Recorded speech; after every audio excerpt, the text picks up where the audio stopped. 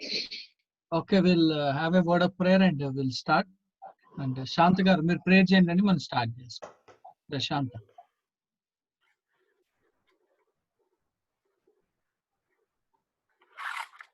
ప్రార్థన చేసుకుందాం. మహాపరిశుద్ధుడా, ప్రేమగల మా ప్రియ పరలోకపు తండ్రి, మీ పరిశుద్ధమైన పాదములకు వెళ్ళలేని కృతజ్ఞతాస్తుతులు స్తోత్రం చెల్లిస్తున్నాం ప్రభా. మరొక దినాన ప్రభా మా జీవితంలో మీరు అనుగ్రహించి ఈ విధంగా మేము కూడుకొని ప్రభా నీ వాక్యంలోని సత్యాలను మర్మాలను మేము తెలుసుకుంటకు మీరు ఇచ్చిన అవకాశం బట్టి నీకు వందనాలు చెల్లిస్తున్నాం ప్రభా. మీరు మా బోధకుడుగా ఉండి పరమ బోధకుడుగా ప్రభా మీరుండి నైనా మాకు బోధించండి. అదేవిధంగా ప్రభా మరి మేనేజ్మెంట్ని అంతటిని దీవించండి. మరి ముఖ్యంగా ప్రభా ప్రొఫెసర్స్ గారిని దీవించండి ప్రభా. రెనాల్డ్ వెస్లీ సార్ గారిని ప్రభా వారి కుటుంబాన్ని వారి సేవను మీరే నిండారుగా దీవించండి, ఆశ్రయించండి. స్టూడెంట్స్గా ఉండి ప్రభా నేర్చుకుంటున్న మా అందరితో మీరు ఉండండి ప్రభా. మీ జ్ఞానంను మాకు దయచేయండి, మీ సత్యాలను మాకు నేర్పించండి. అవి మా హృదయాల్లో ప్రభా మేము నాయన మరి నాటుకొని వాటి అనుగుణంగా ప్రభా మేము జీవించుటకు, మీ చిత్తమైతే ఇతరులను కూడా జీవింపచేయుటకు నీ కృపాని సహాయంను అనుగ్రహించమని యేసుక్రీస్తు పరిశుద్ధ నామాన్ని బట్టి ప్రార్థించి వేడుకుంటున్నాం తండ్రి. Thank you, brother. Thank you. And so we have some new people are there. Devarandi Sujata from Khammam brother. Okay. Welcome sister. Thank you sir. A background అంటే ఏ చర్చ్ అండి? Baptist church. Okay. Thank you. Okay. So నా పేరు Renault Wesley అండి. I'm just introduce of my అంటే అక్కడ పైన చూస్తున్నారు Reynold Wesley, and I'm teaching in this good news from last 2012 నుండి, and it's almost 8 years I'm teaching here. Okay, and what the subject I'm teaching is about homiletics. Homiletics అన్న ఒక subject ని నేను teach చేస్తాను. Okay, so we come to the about the homiletics లో, and what is homiletics అంటే it is the art of preaching and teaching. So it is about the art of preaching and teaching గా మనము చూస్తున్నాం. And అందులో we have looked into the introduction గురించి మనము చూసుకొని, and then we have come that there are 12 steps or 10 principles that we need to follow. We need to follow the 10 principles గా, అంటే ఈ 10 principles ని మనం చేస్తే then we can able to prepare a message గా అనే దాని గురించి. సో అందులో out of 10 we have seen 4. Okay, we already have seen the first 4 ని మనము చూసుకున్నాం. సో ఫస్ట్ వచ్చేసి we have seen about to prepare. We have seen about to prepare yourself by praying. Okay, ప్రార్థన పూర్వకంగా మనము సిద్ధపరచుకోవాలనే దాన్ని మనం నేర్చుకున్నాం. And second we have learned about it's about to select. Okay, we have learned about to select the suitable passage which is related to the occasion. Okay, A occasion కి మనము పిలువబడ్డామో ఆ occasion గురించిన వాక్య భాగాన్ని మనము ఎన్నుకోవడం. అంటే because we knew that all occasions are there. I mean, like when I say Sunday we got a different occasions. So Sunday ansariki we have a different occasions, right? It's not just Palm Sunday, or it's not just, but we have about Mother's Sunday or Father's Sunday, or even like to say Appreciation Day, and like even like occasions, birthday or anniversaries, marriage anniversaries are, death anniversaries are, and so we should know about the occasions, for which occasion we have been called అన్నది మనం తెలుసుకొని దాని ప్రకారంగా passage select చేయాలి. And after selecting the passage we said that we have to study the passage. Okay, the third we have learned about to study the passage. Okay, the passage that you have taken,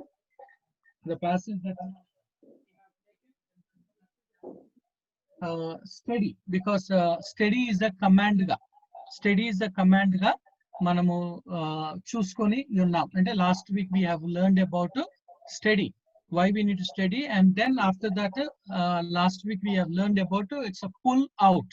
Okay, from the passage we need to pull out the principles. అంటే వాక్యంలో నుండి మనము విషయాలను బయటికి తీసుకున్నాం. It is not injecting our thoughts, మన యొక్క ఆలోచనలు అందులో పెట్టడం అనేది కాకుండా వాక్యంలో నుండే మనము బయటికి ఇవ్వాలి అని చెప్పేసి మనము చూసుకొని ఉన్నాం. So that where the four principles that we have seen. To say that prepare by praying yourself. Second, Select. we have seen select. Third వచ్చేసి steady, and fourth వచ్చేసి pull out. Okay, pull out points గా మనము చూసాం. So today we come to the fifth one, determine the main theme or the overall main principle. Okay, we come to the determine the main theme. Determine the main theme or the overall main principle from scripture passage you have studied. Okay, so now we come to this to say that it's a determine the theme. So theme means what? And theme means what? So basically theme ante endani? Theme ante the main thought. అంశం. నిరీక్షణ గారు అది మీరే on చేసుకోవాలండి. మీ camera మీరే on చేసుకోవాలి. ఇది కావడం లేదు సార్. ఓకేనండి. అది ఎలా ఏమైనా ఐడియా ఉందా brother? Shanti brother?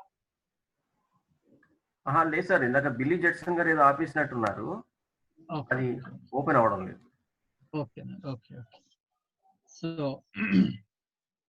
okay, so now we come to the determine the theme or overall main principle from the scripture passage you have studied. Okay, you have studied. So what is the meaning of a theme? Theme ante endandi?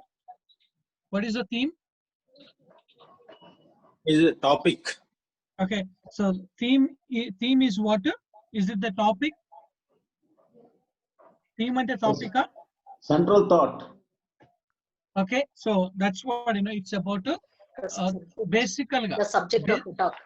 The subject of a topic ga manamu chusam. So it's about the subject of the topic or the subject of talk. So ee vakya bhagamu deni gurinchi maatladutu unnadi, regarding what this passage is talking. The passage that we take, మనం ఏ passage అయితే మనం తీసుకుంటున్నామో ఆ passage దేని గురించి మాట్లాడుతుంది. That's what determine the theme or the overall main principle from scripture passage you have studied. In other words, find out what God is stressing or emphasizing in the context. In other words, ఏంటండి? Find out what God is stressing or emphasizing in the context. So it is our responsibility to understand.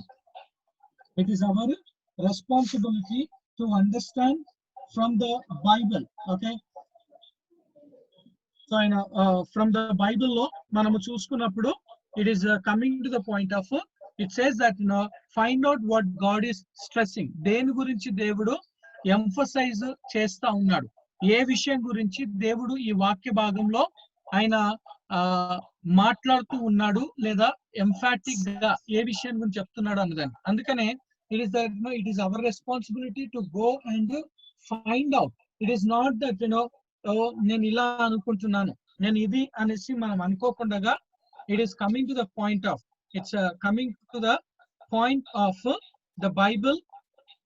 It's coming to the point of the Bible is saying to us. Okay, the Bible is saying to us, which is to say, okay, so దేవుని యొక్క వాక్యము మనతో సెలవిస్తున్న ఒక మాట. It is find out what God is stressing or emphasizing in the context, or what is God's major thought or primary idea. So we have to understand about what is the major thought or primary idea. So దేవుడి ఇలా ముఖ్యమైన ఒక ఉద్దేశం ఏందో అన్న దానిని మనము తెలుసుకోవాల్సిన అవసరం ఉంది. So as you read over the passage of scripture, as you read over the passage of scripture, be asking yourself what is the main point that God is emphasizing in this context. So it's coming to the point of, it's like there is a person and to that person somebody asked, it seems, ఒక వ్యక్తి అడిగారంట. అతను ఏమని అడిగారంటే, what is the secret behind of your preaching? That your preaching will be biblical and your preaching will be, నీ యొక్క బోధన అన్నది వాక్యానుసారమైన ఒక బోధన ఉంటుంది. అదే విధంగా నువ్వు ప్రసంగించేటప్పుడు కేవలము దేవుని వాక్యంలో నుండి నువ్వు ప్రసంగిస్తూ నువ్వు చెప్తూ ఉంటావు అనేసి అన్నప్పుడు, he said that the secret of it, before I prepare a message, I read that passage 30 to 40 times. అని ఏమన్నాడని, ఒక వాక్య భాగాన్ని నేను వాక్యాన్ని సిద్ధపరిచేదానికంటే ముందుగా almost 30 to 40 times, he comes to the point. He comes to the point, and he says, he comes to the point and he says about that. He comes to the point and he says that what I read almost of that many times. Why? Because I want to picturize what is there in the passage. ఆ వాక్య భాగంలో ఏముందో దానంతా కూడా నేను narration చేయడానికి, picturise చేయడానికి I read అని చెప్పేసి ఆయన అన్నాడు. సో అందుకనే it is coming to the, as you read over the passage of scripture, be asking yourself. We knew that whenever we come with the scripture, we have to ask 5 W's and 1 H. మనం వాక్య భాగంలోనికి వచ్చినప్పుడు మనం ఏందని 5 W's and 1 H అని అంటాం. What is that 5 W's అంటే what, when, where, who, why. What, when, where, why and who. And last వచ్చేసి H వచ్చేసి how.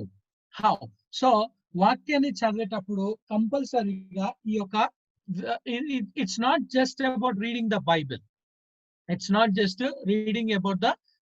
కేవలం బైబిల్ చదవడమే కాకుండా it is even necessary for us.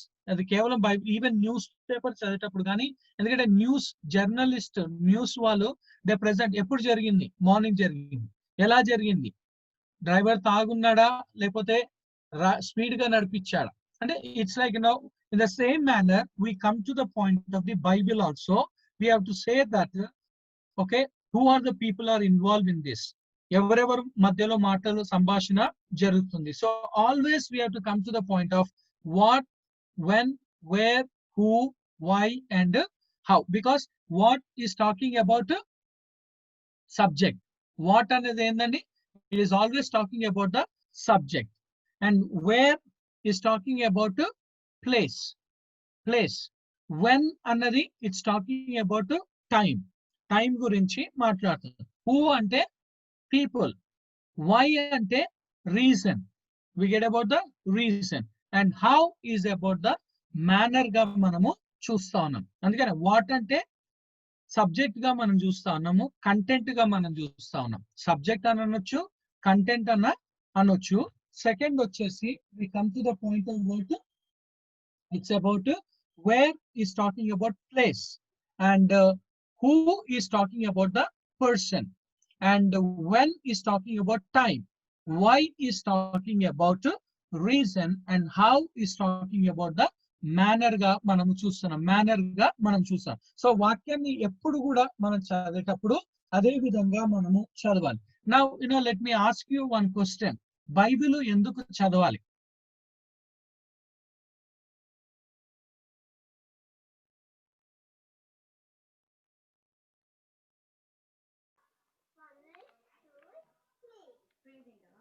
To learn the things and To learn understand the word, to understand the word very clearly and make the other people also. We get convinced, then we can convince the others. Okay, ఇంకా again why we need to? Because it has been written to us. Because it is written to us. In the But New always Testament, it's Education. To know what Huh? God saying to us. the New Testament For especially edification. for edification. ఇంకా In the New Testament dispensation of time, in prayer we speak to God, and in the Word of God, in the Bible, we hear what God Okay. speaks to us. Okay. ఇంకా అండి I need some more answers. అందరు open అండి, అందరు చెప్పండి. To know what God saying to us. To know what God saying to us.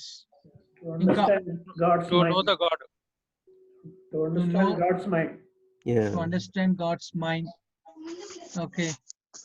To know the God about. Okay. So, like, I am asking you why we need to read the Bible.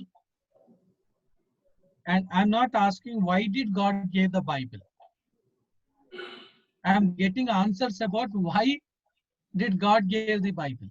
But I'm asking you, why should we read the Bible? God wants to speak to us, Sandy. God wants to speak to us. But okay, To we'll know, come into to know the context to know the context. It Sir, gives sir. light. and to take. బైబిల్లో ఏముందని తెలుసుకోవడానికి చదవాలి. తెలుసుకొని అంటే ఏం చేయాలి? దేవుడు తెలుసుకొని ఏం చేయాలి? తెలుసుకొని ఇతరులకి చెప్పడానికి చాలా రీజన్స్ ఉంటాయి కదా సార్. ఎవరన్నా ఎక్కడైనా మెసేజ్ చెప్పడానికన్నా కానీ, లేదంటే ప్రశ్న అడిగినా కానీ దాని గురించి ఎందుకు అన్నారు, ఎవరు అన్నారు అనేది ఎవరైనా తప్పు చెప్పినా కానీ మనం ఈజీగా చెప్పగలం.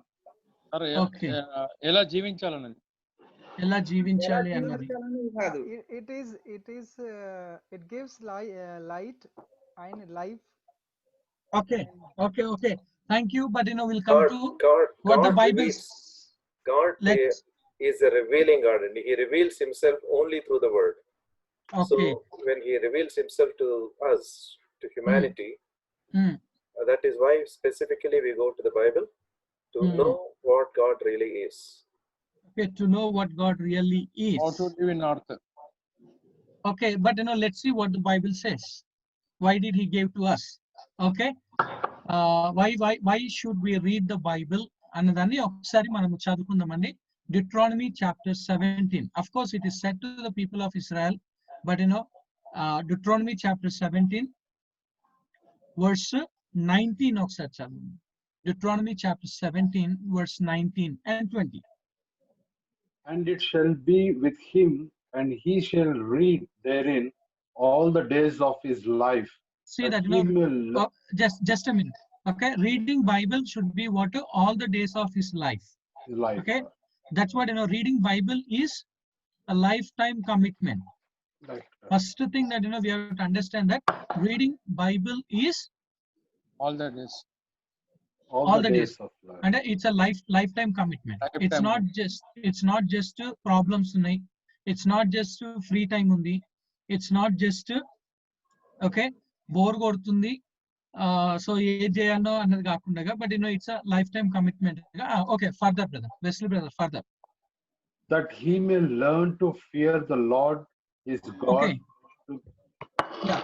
So first thing, why we need to read?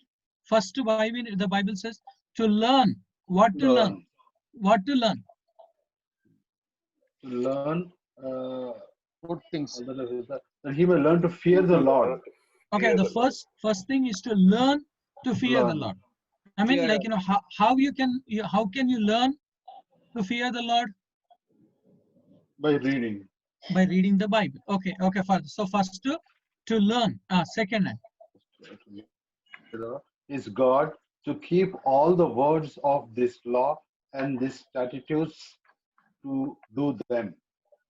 okay, second is what? It's about To keep all the words. yeah, practical. Practical.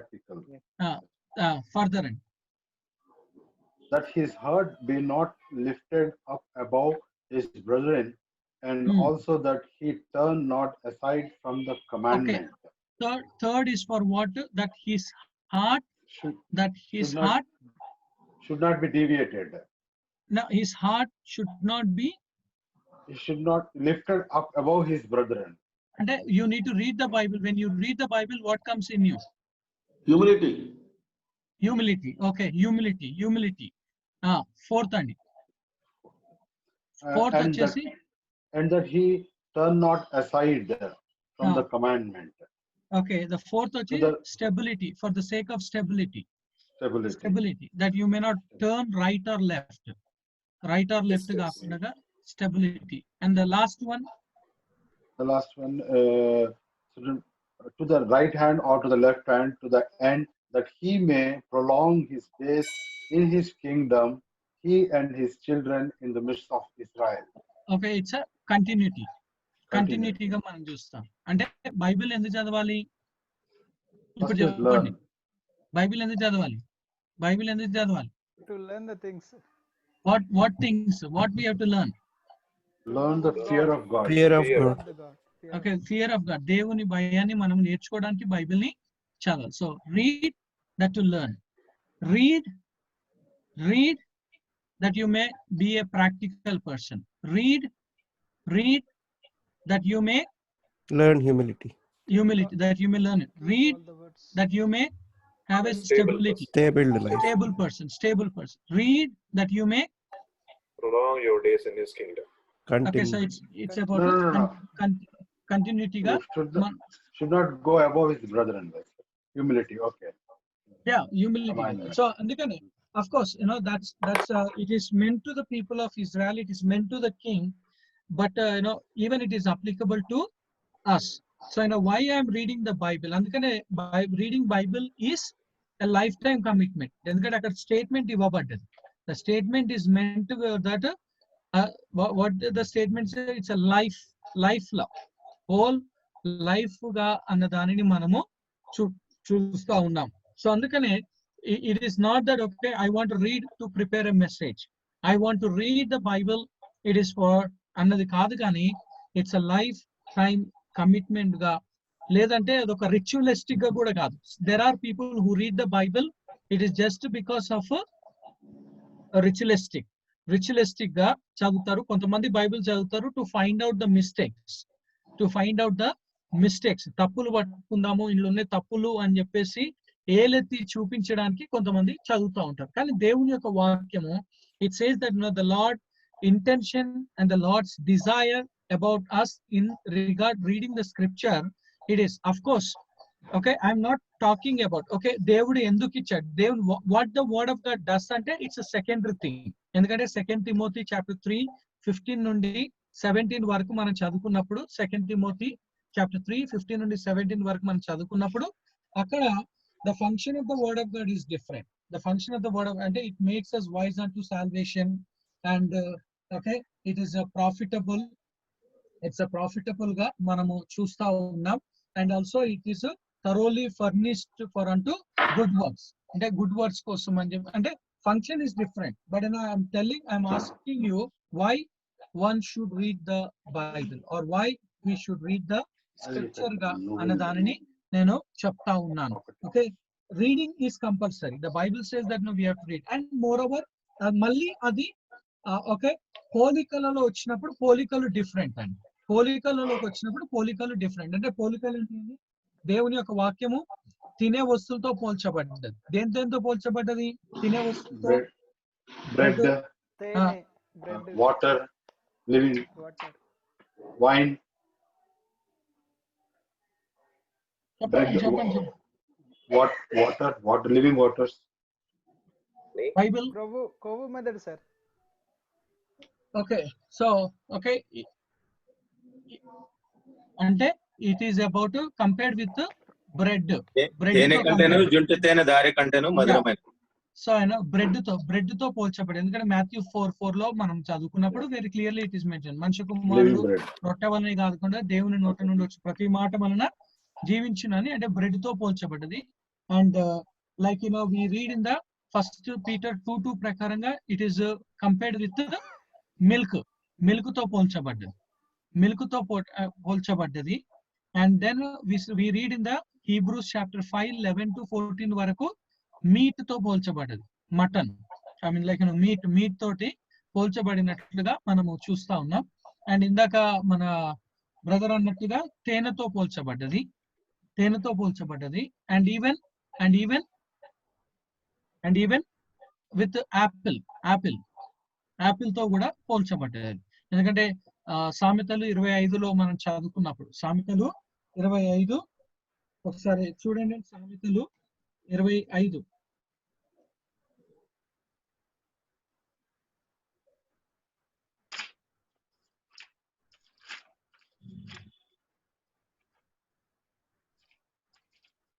Twenty-five 11 అండి. 25:11 ఒకసారి చదవండి.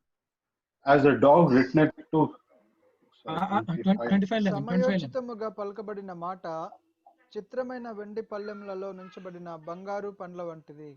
ఓకే, The పండ్లు word పండ్లు. fitly spoken is like apples of gold in pictures of silver.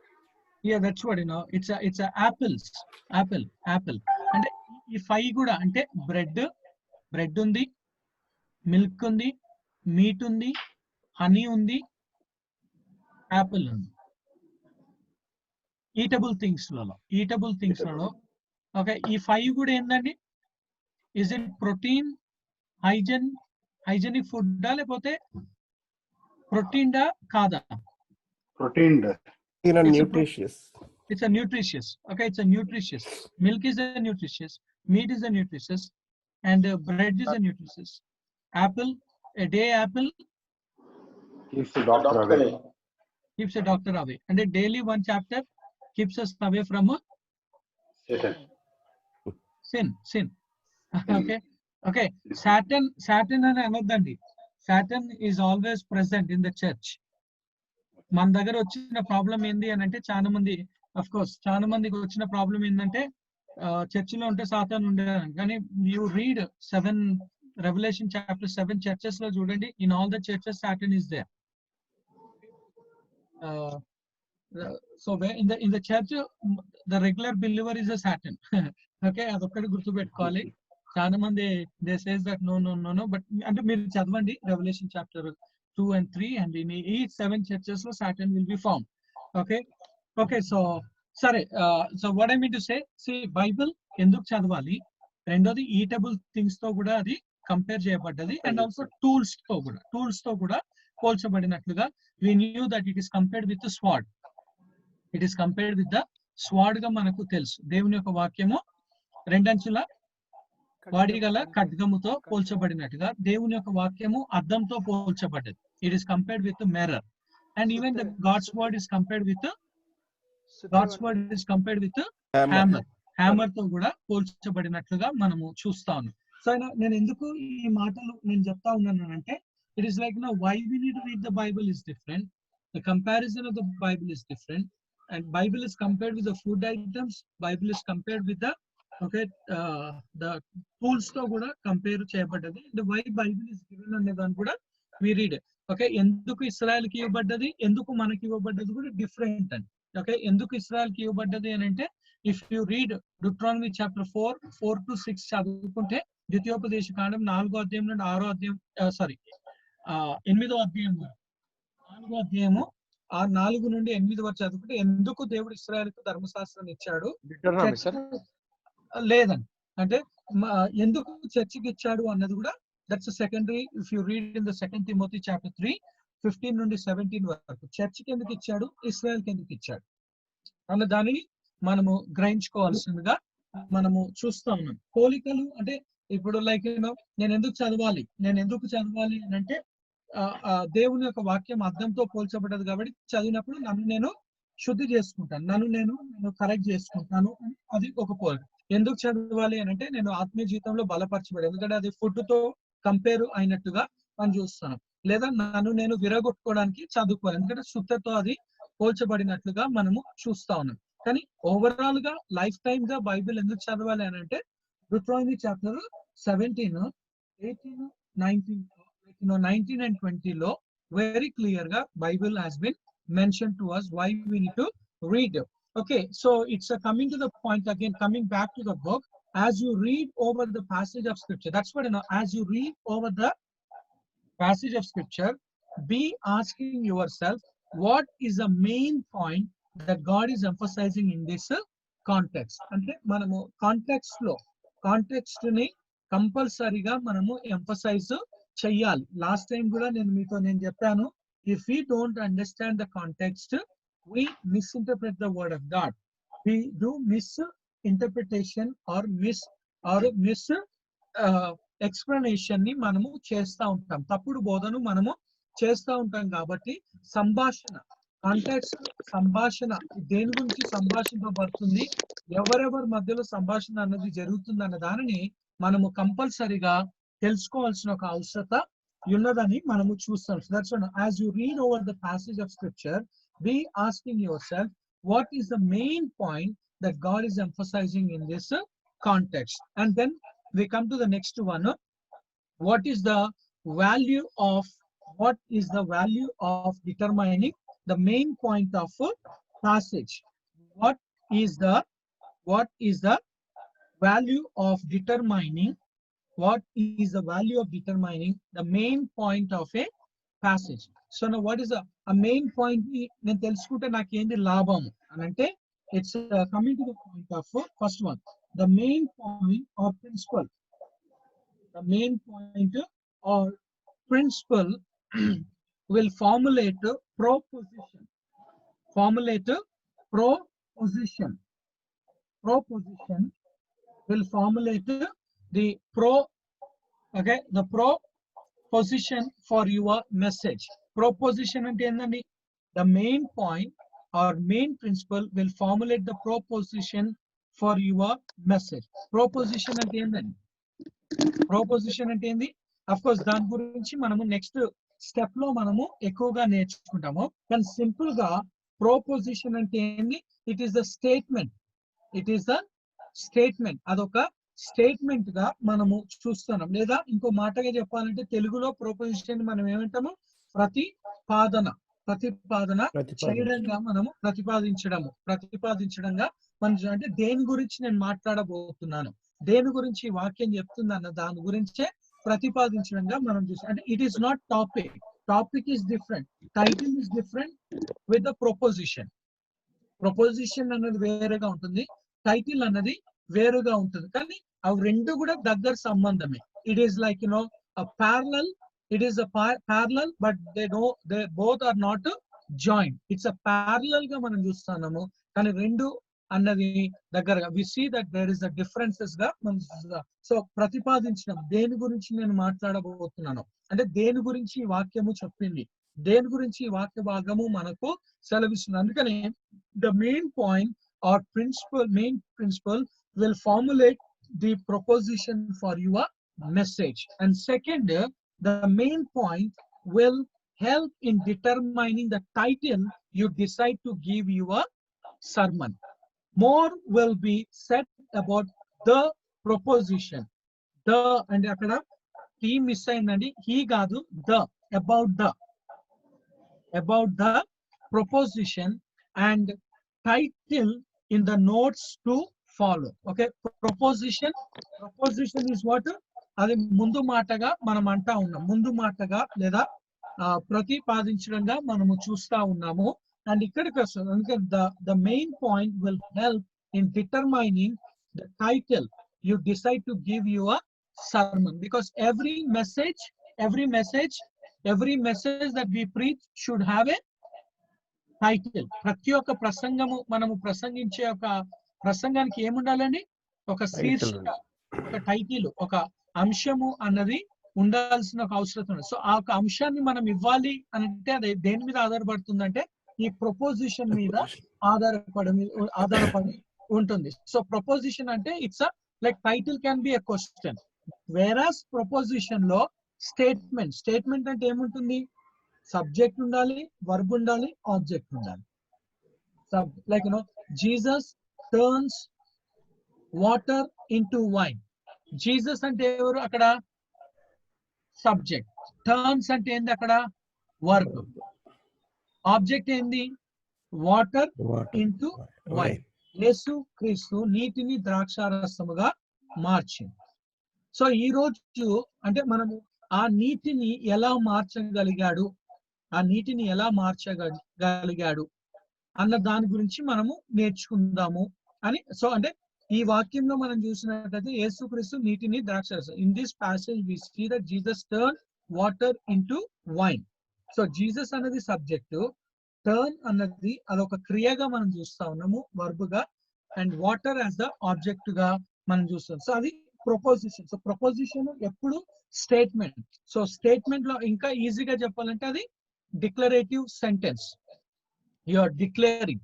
So when you are declaring a sentence or statement, ఆ statement లో grammatical గా subject ఉండాలి, verb ఉండాలి, ఆబ్జెక్ట్ ఉండాలి. టైటిల్ లో it is not necessary. Title లో it is not నెసెసరీగా మనం చూస్తాను. Okay, now we come to the point. Now we come to the point of how do I determine what God's main point is? How do I determine what God's main point is? And a passage lo nundi main point dendi ante, like an example, look for repeated words. Look for repeated words ga manam chustunnam. First thing endandi aa yoka main emphasize ga chudali ante look for a repeated words ante endi basically ga cheppalante it is a keyword. బేసికల్ గా అదేంది, it's a keyword గా మనం చూస్తాం. Keyword అంటే మళ్ళీ మళ్ళీ ఆ ఒక పదము ఆ అధ్యాయంలో ఆ యొక్క పదము అంటే it is not about preposition, it is not about conjunction, it is not about adverb adjective కాదండి. యాడ్వర్బ్ యాడ్జెక్టివ్ అన్నది కాదు, కానీ ఒక పదము ఎన్నిసార్లు ఆ పదము ఎన్నిసార్లు వాడబడి ఉన్నది అదే ఒక వాక్య భాగంలో అన్న దానిని మనము చూడాలి. Look for repeated words. Obvious examples like love. 1 Corinthians chapter 13 అందులో మనం చూసినప్పుడు లవ్ లవ్ లవ్ అన్నది ఎన్నోసార్లు వాడబడినట్లుగా మనం చూస్తున్నాం. అండ్ హీబ్రూస్ చాప్టర్ 11 లో మనం చదువుకున్నప్పుడు we read about faith. Okay, we read about faith గా మనము చూస్తా ఉన్నాం. And the second one, look for repeated ideas. Look for repeated ideas or concept. Look for repeated ideas or concept ga manamu chusta unnam. Like example, 1 Thessalonians 5:16 nundi 18 varaku. Be consistent in your inner life with God. So that is the ante akkada endi edateggaka ప్రార్థన చేయడి, ఎల్లప్పుడు సంతోషంగా ఉండడి, rejoice always, and also pray without ceasing, in everything give thanks ga అన్న దానిని మనం అక్కడ చూస్తా ఉన్నాం. And then full surrender ga Romans. And look for a key phrase or sentence which the writer expands on or explains. A knowledge of grammar will help here. A knowledge of grammar will help here. Like మనకందరు కూడా like you all know that we need to have ఒక ప్రసంగము తయారు చేయాలి. ఒక ప్రసంగము తయారు చేయాలి అని అంటే మనకి ఏముండాలండి, we should have tools. Without tools we don't understand. Okay, tools compulsory. Any tools ఉండాలి. Okay, any tools ఉండాలి అని అంటే at least we need to have 8 tools are needed. 8 tools are needed. Okay, 8 tools ఉండాలి. ఏంది ఆ 8 tools అంటే first వచ్చేసి ఒక స్టడీ బైబిల్ ఉండాలి. First we need to have a study Bible. First we need to have what? Study Bible అన్నది మనకు ఉండాలి. Okay, that's the first thing that we see. We should have a study Bible, and that's important tool ga. That's an important tool ga చూస్తా ఉన్నాం. Study Bible. That's what I said. Normal Bible అన్నది it may not be that much. Normal Bible అన్నది it may not be that much of the emphasis ga లేదా useful resources ga మనకు ఉండనే ఉండదు. So that's the reason we need to have. That's the reason we need to have what a study Bible is needed for us. And second, we need to have different translation Bibles. Different translation Bibles are needed for us. Different translation Bibles are needed for us. Okay, different Bible translations. Ante ippudu like we knew that in English we have what more than 200 versions are there. English lo andi enno unnai, more than 200 versions are there in English. Ante it's like NIV undi, KJV undi, NKJV undi, AV undi, RSV undi, NASV undi, okay, amplified undi, good news ఉంది, గిరియోన్ ఉంది. అలా మనము చూసుకుంటే open Bible ఉంది. అలా మనం చూసుకున్నప్పుడు we got about more than 200 that's what I know. EVS ఉంది and we have like NLT ఉంది, NLT బైబిల్ అని మనం చూస్తా ఉన్నాం. So we got about so many and so and the third we need to have what concordance. Third tool వచ్చేసి మన దగ్గర concordance ఉండాలి. Concordance is needed for us. And fourth వచ్చేసి we need to have a Bible dictionary ఉండాలి. Bible dictionary. And fifth, we need to have Bible encyclopedia. We need to have Bible encyclopedia. ఉండాలి. And sixth, a topical Bible.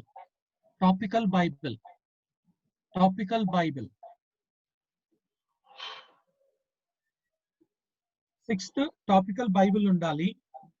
And seventh, we need to have a Bible handbook.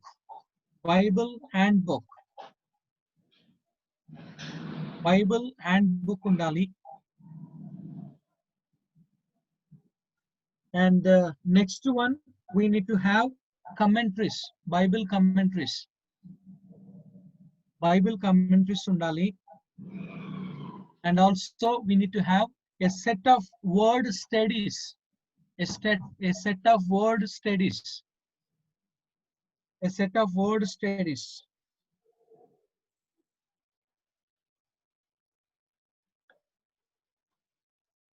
A set of word studies ఉండాలి. Along with this, if we have about the background books, అంటే cultural background, geographical background, along with this we should have the cultural అంటే customs and manner గా మనము తెలిసి ఉండాలి. ఎందుకంటే బైబిల్లో ప్రతి ఒక్క విషయంలో that we should know about the customs and manner. ఎందుకంటే we see that in the Bible how many characters are there. To say that we have seen last week in the Bible we got more than 2000 అంటే almost near గా 3000 persons గురించి బైబిల్లో మాట్లాడబడ్డది. And 3000 persons గురించి బైబిల్లో మాట్లాడబడి ఉన్నది. And also we see about different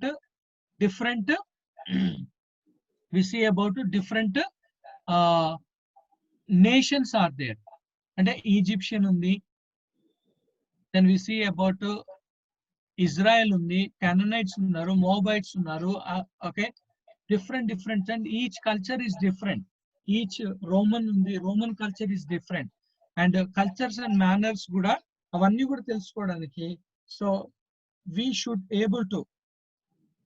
have to have of this kinds of అందుకనే ఇప్పుడు keyword మనం తెలుసుకోవాలన్నా what is the keyword of the chapter, or what is the key idea of that chapter, or what is the key concept of that passage అన్నప్పుడు then when we go into the study Bible or if you go into the topical Bible అక్కడికి వెళ్ళినప్పుడు మనకు ఈజీగా మనకు అర్థము అవుతుంది. and it will be so useful for us that we may able to do a right interpretation. ఎందుకంటే మన main task వచ్చింది determine the theme or the overall main principle. So how can I determine, how can I principle? Yes, you read.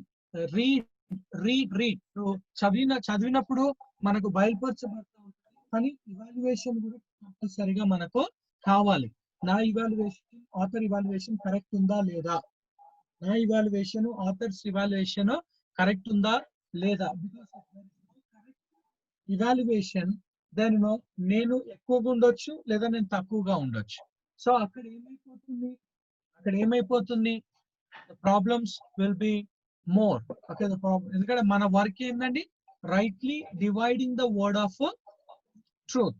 సత్యవాక్యమును సరిగా విభజించాలి. మన పని ఏంది, సత్యవాక్యమును సరిగా విభజించాలి. దాన్ని సరిగా మనము విభజించకపోతే ఏమైపోతుంది, సరిగా విభజించకపోతే ఏమైపోతుంది,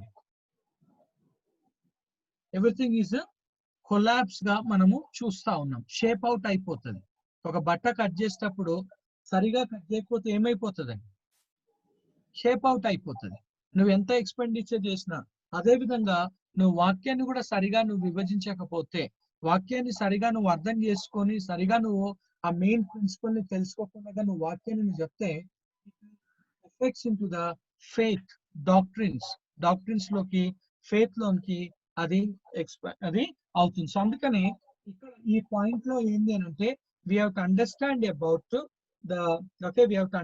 about the main principle in the what is the main subject that God is talking to us, and then that leads us to the F, formulate your proposition లోకి మనం వస్తున్నాం. ప్రపోజిషన్ అంటే ఏంటండి, ఇందాక నేను అన్నట్టుగా. Okay, now we come to the sixth point. Formulate your proposition after you have determined what the main theme is from the past scripture you have stated. Now summarize that main point in one short sentence. Summarize that one in a short sentence, and this sentence is your proposition. ఇప్పుడు example గా ఎంతమంది దగ్గర study Bible ఉందండి, ఎంతమంది దగ్గర study Bible ఇప్పుడు పెట్టుకొని ఉన్నారు మీరు, ఎంతమంది దగ్గర? నా దగ్గర ఉంది సార్. ఓకే, దేవకుమార్ గారి దగ్గర ఉంది. ఇంకా అండి? నా దగ్గర ఉంది సార్, కానీ నా దగ్గర ఉందండి. ఓకే, ఇప్పుడు నా దగ్గర ఉంది. విజయ్ కుమార్ గారి దగ్గర ఉంది, శాంత కుమార్ దగ్గర ఉంది. ఇంకా అండి? సో లైక్ ఫర్ మన దగ్గర ఉన్నాయి కదా, అంటే ఇంగ్లీష్ బైబిల్ ఎవరి దగ్గర ఉందో, ఎవరైతే ఫాలో అవుతున్నారో, for every chapter, for every passage, దాంట్లో మీకు అక్కడ ఏమొచ్చిందండి? You got about some title there. You got or not? Title ఉందా లేదండి? హెడ్డింగ్స్ అదే హెడ్డింగ్స్ ఉన్నాయి కదండి ప్రతి ఒక్క చాప్టర్ దగ్గర, హెడ్డింగ్స్.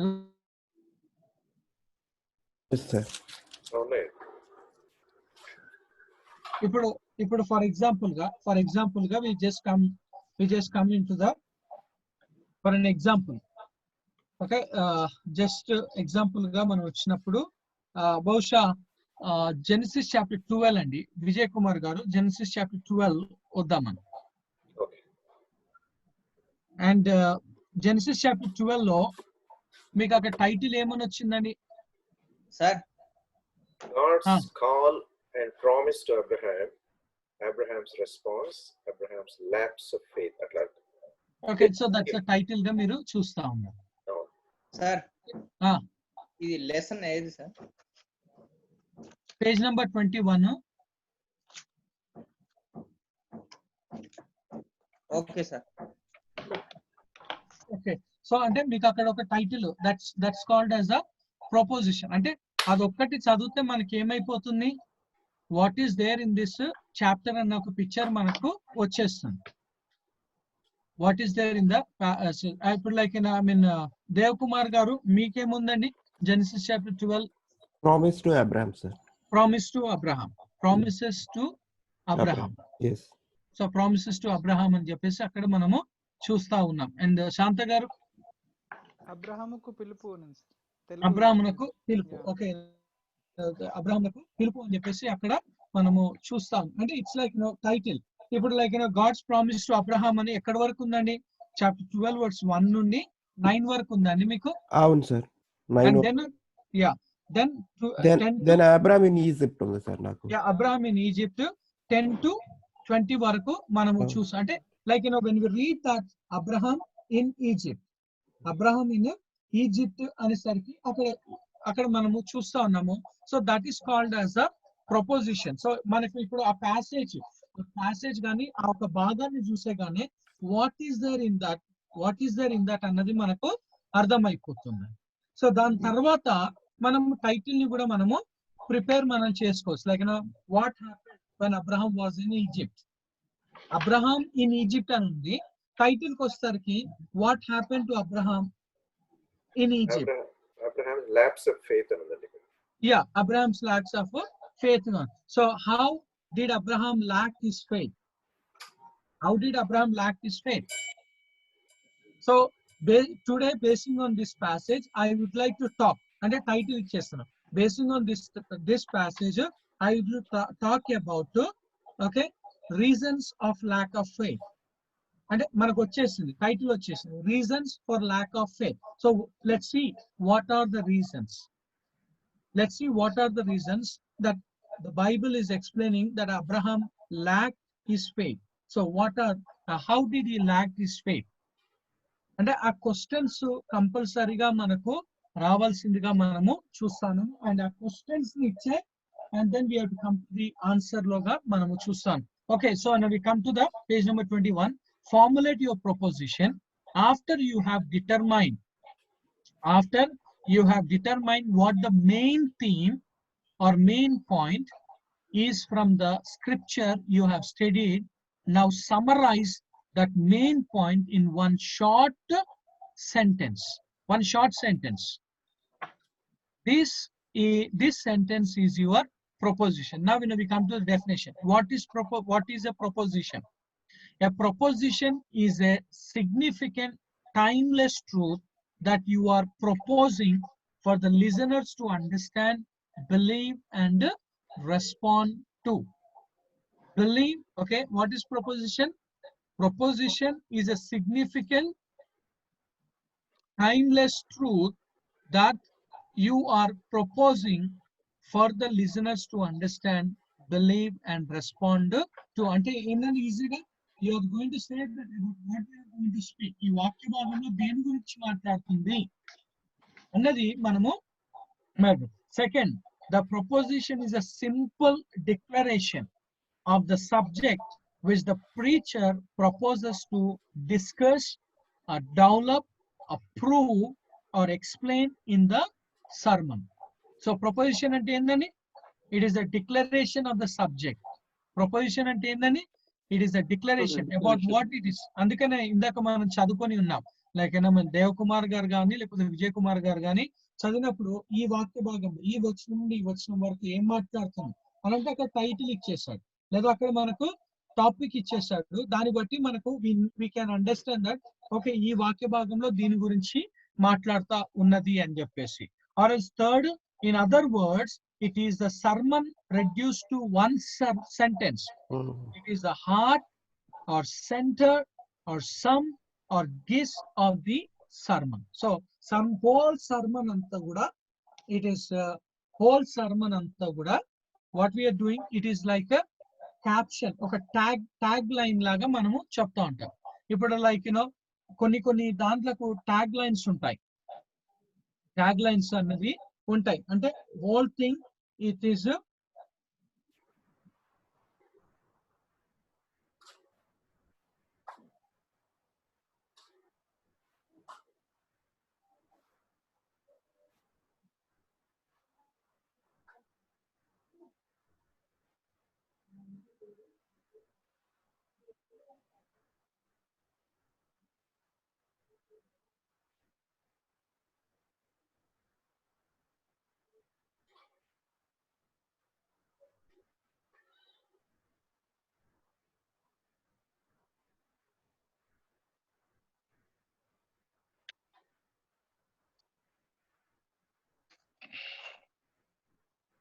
సార్ మీ వాయిస్ వినిపించట్లేదు. స్క్రీన్ స్టక్ అయిపోయింది.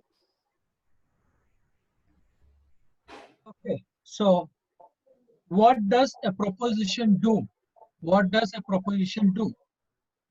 It is the foundation of the entire structure of the sermon. The entire structure of the sermon. All of your points, illustrations, etc. will be aimed at developing the proposition. Your sermon content will build upon your proposition. Proposition మీద ఆధారపడింది. Second, it ties the sermon together in an understandable unity. Second, it ties the sermon together in an in an understandable unity. Thus, it prevents you from preaching a bush pile, from going off on rabbit trails, or giving a shotgun message which goes. So, function ఏందని, it always keeps you in the track. Simple గా చెప్పాలంటే preposition ఉంటే నువ్వు దేని గురించి మాట్లాడబోతున్నావు, దేని గురించి నువ్వు చెప్తున్నావు అంటే you will be there only on that track. You will not be misguided, or you will not deviate from the preaching what you are preaching. And the third benefits, it focuses the preacher to seek and develop the main point of the passage of scripture. It forces the preacher to seek and develop the main point of the passage of the scripture. ఎందుకంటే మన points ఒకటి మనం ఎప్పుడు కూడా జ్ఞాపకం చేసుకోవాల్సింది, what we are learning ante, I told that we have how many kinds of sermons andi? How many kinds of sermons? How many kinds of sermons are there? 7 types, sir. 7 types. 7 types. So edani? Expository, textual, topical, typical, biographical, analytical, and analogical. So analytical and analysis. So 7 kinds of sermons ఉన్నాయి. అంటే 7. నేను అందుకేనండి మీతో అన్నాను, నేను దోశ అనేసరికి దోశలో రకాలు ఉన్నాయి, ఒకే దోశ అని కాదు. లైక్ ఆనియన్ దోశ, మసాలా దోశ, పన్నీర్ దోశ, ఆ దోశ, ఈ దోశ, 70 mm, ఆ అన్ని ఎంఎంలు ఉన్నాయి దోశలో. సో అదే విధంగా ప్రసంగంలో కూడా it is about okay what kind of message that you are preaching. And కానీ the best preaching that we have to do is about expository. So మనం ఇప్పుడు ఏం నేర్చుకున్నాం కూడా we are learning it from the expository message లోనే మనము చూస్తాను. ఇప్పుడు లైక్ ఇందాక ఎగ్జాంపుల్ గా నేను మీతో చెప్పాను, దేవుని వాక్యాన్ని ఎందుకు చదవాలి అంటే, ఇప్పుడు అవి ఆ 5 points మీ మైండ్ లో ఉన్నాయా లేవా? ఉన్నాయి కదండి. అంటే Deuteronomy chapter 17 అవి మన మైండ్ లో, అంటే like the sermon, like the points are in us.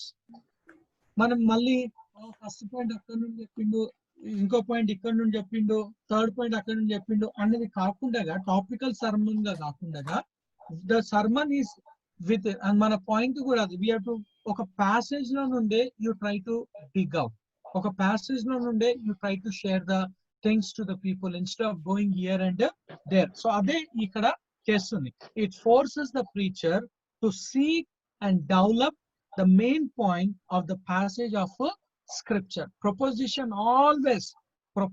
always helps us to seek and develop the main point out of the passage of scripture. నీకు ఏ వాక్య భాగం ఇచ్చా అందులో నుండే రావాలి, టైటిల్ కూడా అందులో నుండే రావాలి, పాయింట్స్ కూడా అందులో నుండే రావాలి. First point, second point, third point, 10 points అయినా సరే ఆ వాక్య భాగంలో నుండే రావాలి. అది ఎక్స్పోజిటరీ సర్మన్ గా మనం చూస్తూ ఉన్నాం. కానీ చాలా మంది ఏం చేస్తారు అంటే, they try to preach topical sermon చాలా మంది ప్రీచ్ చేయాలనుకుంటా ఉంటారు, కానీ అది సరి అయినది కాదు. Of course and topical sermon cannot be finished in one message, ఎందుకంటే topical sermon always goes into series of sermon లోకి అది వెళ్ళిపోతూ ఉంటుంది. అండ్ ఓకే, సెకండ్, it helps the preacher stick to the point. It controls the flow of supporting material and helps him exclude the irrelevant. Okay, second benefits and the proposition manaki em chestunante, it helps the preacher stick to the point.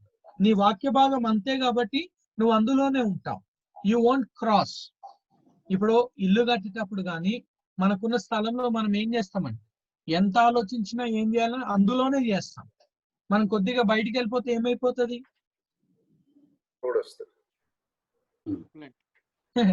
then we knew the Kulokotes. the consequence of it. Yes, yes, yes.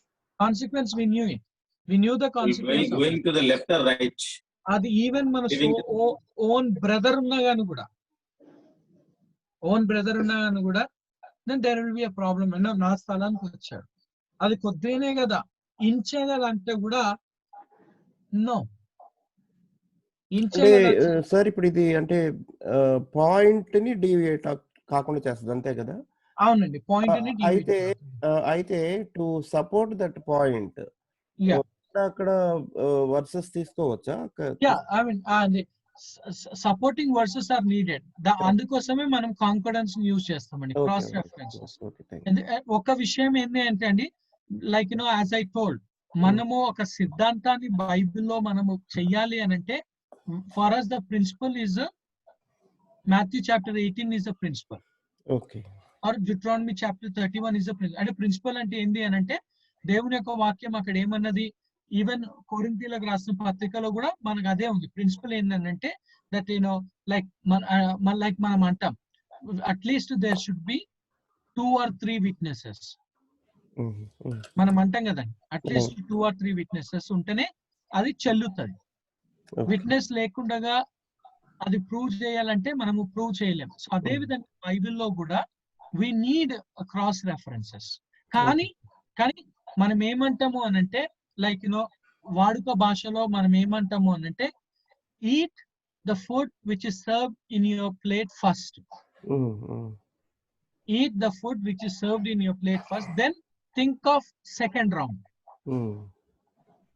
Second round కొరకు అప్పుడు think చేయి.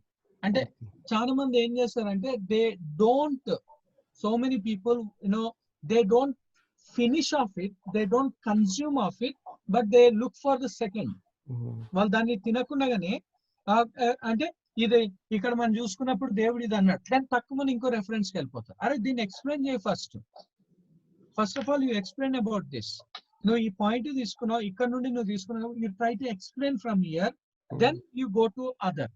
So supportive words, cross references అన్నవి కంపల్సరీగా ఉండాలి. ఎందుకంటే దాన్ని బట్టే ఒక డాక్ట్రిన్ అన్నది ఎంఫసిస్. అందుకనే మనం ఏమంటాము, లైక్ మన 2-3 అని కూడా మనం 2-3 అంటే you go for the references or else you go for author. Go for the references or you go for the author గా అన్న దానిని మనము తీసుకోవాలి. అందుకనే మాథ్యూ చాప్టర్ 18 ని మనము బేస్ చేసుకుంటాం. మాథ్యూ చాప్టర్ 18 గానీ డ్యూటరానమీ చాప్టర్ అండి. yes sir, thank you sir. Okay, so the cross references must, ఎందుకంటే లేకపోతే క్రియేట్ చేయాలని కూడా లేదు. ఎందుకంటే అరే ఉండాలన్నారు కదా అని చెప్పేసి క్రియేట్ అన్నది కూడా లేదు. If it is not there, you try to expand from the taken passage only, but make sure that you need to have a supportive verses అన్నవి ఉండాలి. కానీ ఎక్కువగా కూడా ఉండొద్దు, ఎందుకంటే ఆ కాంటెక్స్ట్ కు నువ్వు దేని గురించి మాట్లాడాలనుకుంటున్నావు దానికి రిలేట్ అయి ఉండాలి. ఇక్కడ ఉంది, అక్కడ ఉంది, అక్కడ ఉంది, ఇక్కడ ఉందని అన్ని మ్యాచ్అప్ చేసి ప్యాచ్అప్ చేస్తా అంటే it will be a problem. Okay, so that's what it helps the preacher stick to the point. It controls the flow of supporting material. That's what it controls the flow of supporting material and helps him exclude the irrelevant. నేను అందుకే అన్నాను మనకు కాంకర్డెన్స్ ఉండాలి. ఇప్పుడు like concordance లో ఉన్నప్పుడు you are searching for one word, ఒక word కోసం మీరు సెర్చ్ చేస్తే, and you will get hundreds of verses for that, and you are not going to take all of the hundreds of the verses. 100కు 100 తీసుకోవడం అనేది కాదు, ఎందుకంటే మనకి ఇవ్వబడిన టైం ఎంత, ఎందుకంటే మనము గివెన్ టైమ్ లో ఫినిష్ చేయాలి. దట్స్ కంపల్సరీగా గివెన్ టైమ్ లో ఫినిష్ చేయాలి. And don't beg for time, ఇంకొక 2 minutes, ఇంకొక 1 minute. No, you try to finish up because you knew the time. నీకు 40 minutes అన్నారా, హాఫ్ అన్ అవర్ అన్నారా, 7 minutes అన్నారా, 2 minutes అన్నారా, you try to stick to the time. అది preaching లో must rule గా మనము చూస్తా ఉన్నాం. సో ఇక్కడికి వస్తారు కూడా సేమ్, ఇక్కడ కూడా వస్తారు కూడా. Okay, so you will get hundreds of versus, but don't write, you try to choose which is relevant for you. అందుకని ఇక్కడ అంటుంది it helps the preacher stick to the point, it controls the flow of supporting material and helps him exclude the irrelevant. Exclude the కొంతమంది messages ఎలా ఉంటాయి అని అంటే ఆ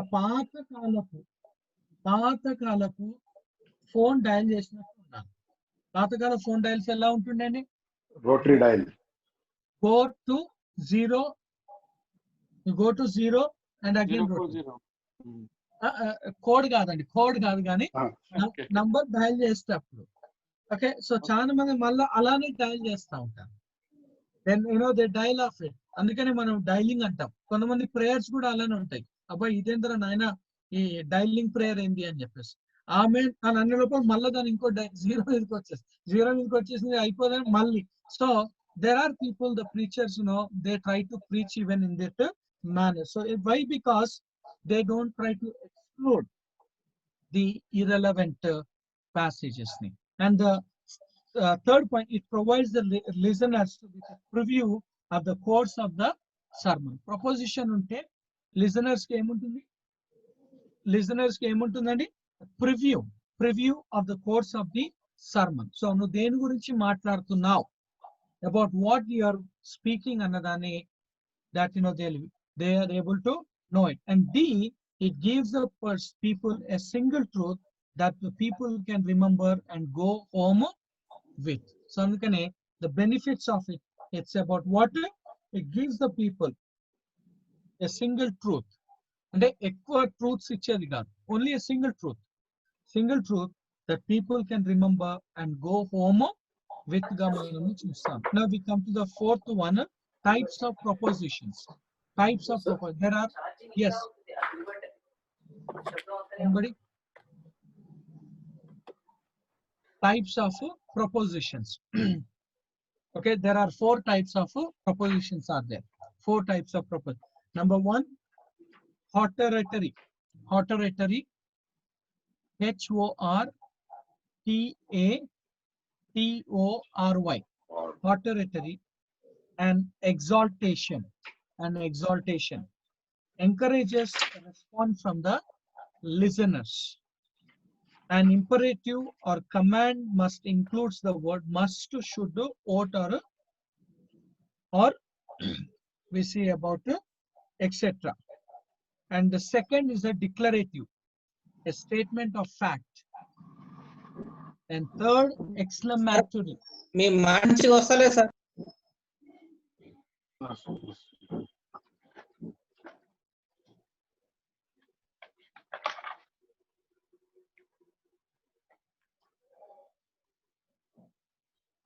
ఇప్పుడు వస్తుంది సార్, వస్తుంది. సార్ ఓకే, బహుశా నువ్వు లెఫ్ట్ టైం మళ్ళీ రావాలేమో. కూడా సేమ్ ఉంది సార్, ఇంకా బాగలేదు.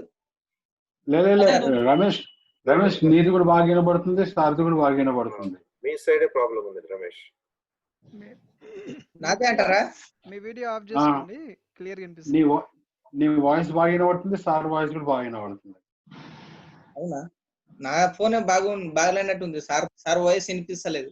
మీరు వీడియో ఆఫ్ చేశారు. మీరు మళ్ళీ జాయిన్ అవ్వండి, వెళ్ళిపోయి మళ్ళీ జాయిన్ అవ్వండి. Okay.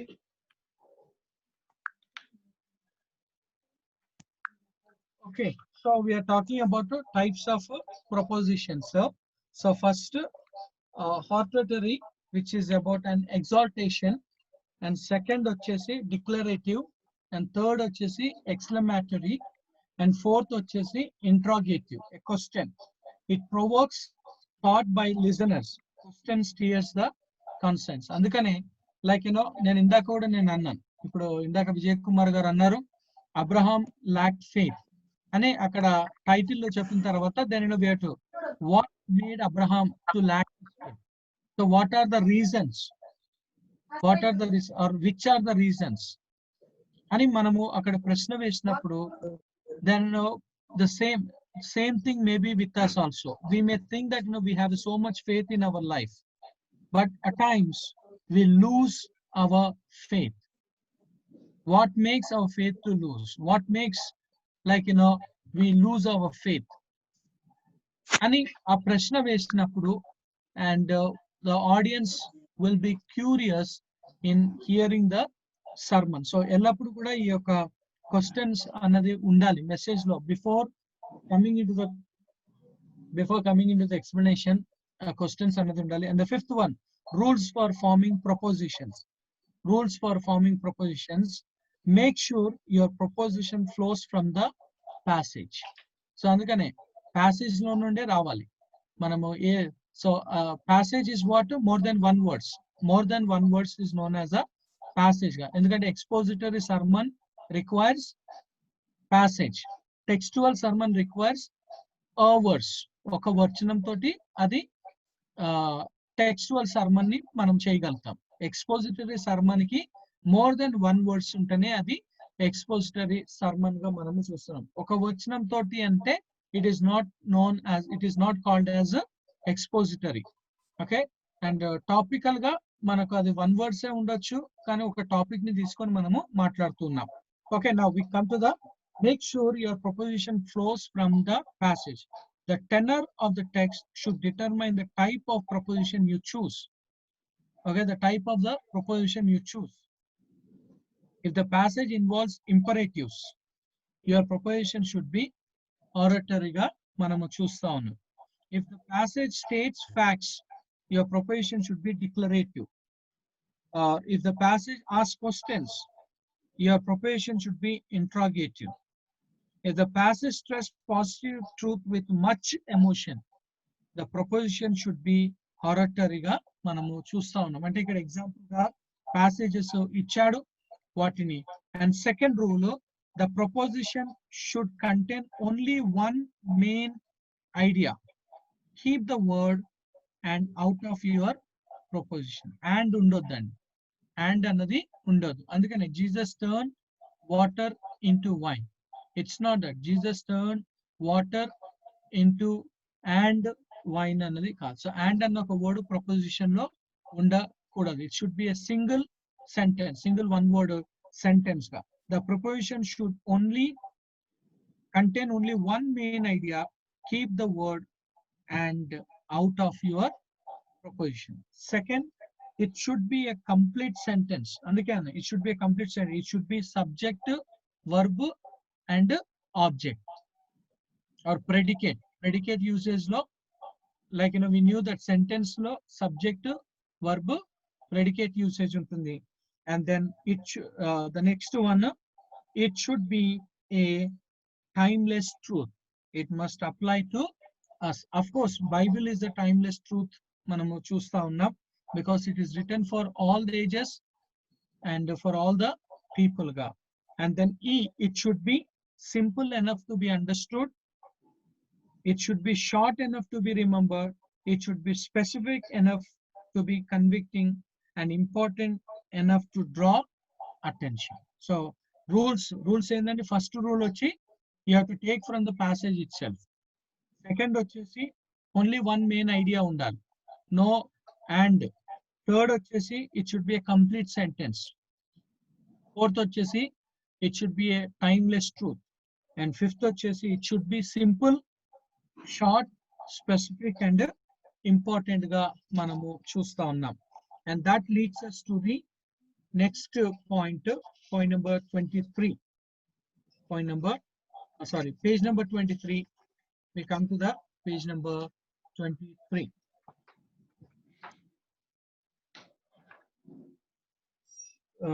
So this is known as the outline, sermon outline. Sermon outline ఎలా ఉండాలి అన్న దాని గురించి మనం చూస్తాం. సో ఏదైనా డౌట్స్ ఉన్నాయండి? ఇప్పటి వరకు నేర్చుకున్న టూ పాయింట్స్లలో, ఒకటి మెయిన్ థీమ్, సెకండ్ వచ్చేసి ప్రపోజిషన్ లో ఏమైనా డౌట్ ఉందా బిఫోర్ వి గో ఫార్వర్డ్?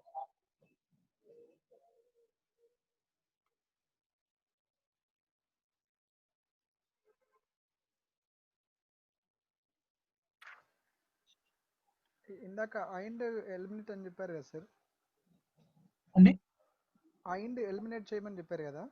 అవునండి. ఇది ఓన్లీ ప్రపోజిషన్స్ లోనేనా లేకపోతే ఓన్లీ ప్రపోజిషన్ అంటే ఇప్పుడు లైక్ మనం ఎట్లుంటది అంటే బ్రదర్,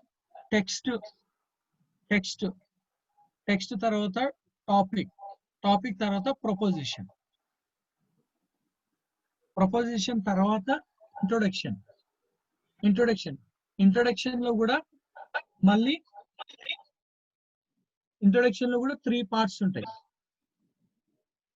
ఇంట్రొడక్షన్ లో 3 పార్ట్స్ ఉంటాయి. అంటే ఒకటి ఇంట్రొడక్షన్ వచ్చేసేమో maybe introducing of yourself or maybe acknowledging the person.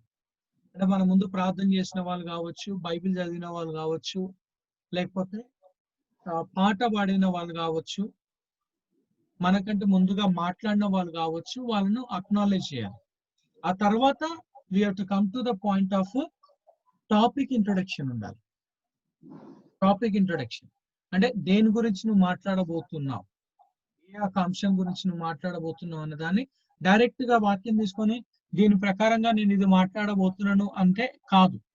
You have to come to the point of ఇప్పుడు లైక్ ఫర్ అన్ ఎగ్జాంపుల్ గా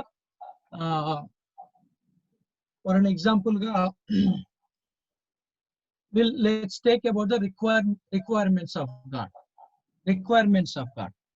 అని ఒక రిక్వైర్మెంట్స్ ఆఫ్ గాడ్ ఉంది. సో ఈ రిక్వైర్మెంట్స్ ఆఫ్ గాడ్ మనం మాట్లాడాలి. సో దానికంటే ముందుగా మనం ఏం చేస్తున్నాము అని అంటే లైక్ we say that నేను మొన్న ఒక దగ్గరికి వెళ్ళా, ఒక వస్తువు కొనడానికి వెళ్ళా. అక్కడికి వెళ్ళినప్పుడు ఆ వస్తువు నేను కొనడానికి నన్ను కొన్ని యొక్క రిక్వైర్మెంట్స్ ని అడిగారు. అంటే they ask me about my Aadhaar card, they ask me about my ID proof, they ask me about they ask me of these things. నేను అవన్నీ చూపించిన తర్వాత వాళ్ళు ఏమన్నారంటే నేను వెరిఫై చేసి we will intimate to you అనేసి అన్నారు. So they told me that they will be verifying and telling me. So I submitted all the requirements. వాళ్ళు అడిగేటి అన్ని కూడా నా మార్క్స్ అడిగారు ఇచ్చాను, నా ఇది అడిగాను ఇచ్చాను, నా ఎక్స్పీరియన్స్ అడిగాను ఇచ్చాను. సో అవన్నీ కూడా ఇచ్చాను. They required and I submitted. So in the same manner గా what are the things that God requires from us. So ఈ యొక్క సమయంలో in this time I would like to speak to you from this passage what are the things that God requires. So అందుకనే the requirements of God. So let's see from this passage what are the requirements of God. దేవుడు ఏం require చేస్తా ఉన్నాడో మనం చూసుకుందాం అని మళ్ళీ వాక్యాన్ని చదివి then you have to go to the book introduction, contacts introduction. Book అంటే ఎవరు రాశారు, ఎప్పుడు రాశారు, ఎవరికి రాశారు, ఆ యొక్క ఇంట్రొడక్షన్ ఇచ్చేసిన తర్వాత then you come to the sermon introduction లోనికి రావాలి. కానీ టైం ని గుర్తు పెట్టుకోవాలి. నీకు 1/2 అవర్ ఇచ్చారంటే 1/2 అవర్, నీకు 1 అవర్ ఇచ్చారంటే 1 అవర్. నువ్వు ఇంట్రొడక్షన్ లోనే వెళ్ళిపోతే నేను సర్మను టైం పోతుంది. సో అందుకనే ఇంట్రొడక్షన్ లో కూడా there is a pre introduction, sub introduction, main introduction. Pre introduction ఉండాలి, సబ్ ఇంట్రొడక్షన్ ఉండాలి, మెయిన్ ఇంట్రొడక్షన్ ఉండాలి. అంటే title introduction, main title introduction అన్నది మెయిన్ గా మనము చూస్తా ఉన్నాం. అందుకని text, title, proposition. Thank you sir. Sir ఇప్పుడు ఇందాక మనం ఈ జెనసిస్ 12 లో చదివినప్పుడు మీరు అదే the God's promises to Abraham అనేది దాన్ని మీరేమన్నారు? ప్రపోజిషన్ స్టేట్మెంట్ అన్నారా దాన్ని? అంటే ఆ ప్యాసేజ్ దేని గురించి మాట్లాడుతుందండి? అది బేసికల్ గా ప్రపోజిషన్. అదే సార్. ఇప్పుడు మరి ఇప్పుడు కొన్ని సపోజ్ ఫర్ ఎగ్జాంపుల్ ఈ మెకార్థర్ బైబిల్స్ లో కానీ తర్వాత ఏమంటాము మ్యాక్స్వెల్ బైబిల్లో వీటిల్లో ఇప్పుడు అది స్టేట్మెంట్ ఇచ్చి మళ్ళీ తర్వాత కింద ఎక్స్ప్లెనేషన్స్ లో ఈ వచనం నుంచి సపోజ్ ఫస్ట్ వర్స్ నుంచి 10th వర్స్ వరకు what is the main point అనేది కూడా ఆల్రెడీ అక్కడ ఇచ్చేస్తున్నారు. అవునండి. అప్పుడు ఎట్లా సార్ మనం ఒక అంటే ఓసారి వాటినే తీసుకోవాలా, మరి వాటిని కాపీ చేసే అవకాశం ఉంటది కదా? How sir like when I said about reading the Bible లో నేను బహుశా మీకు చెప్పానో లేదో, రీడింగ్ ద బైబిల్ లో వచ్చేసరికి the very first thing when we are coming in the reading the Bible, we have to keep aside all this study Bible Okay. all these commentaries అండి. We have to come with the అంటే pre occupied mind ని పక్కన పెట్టేసాను. Okay, అది first thing. Okay, ఒక్క నిమిషం అండి. నేను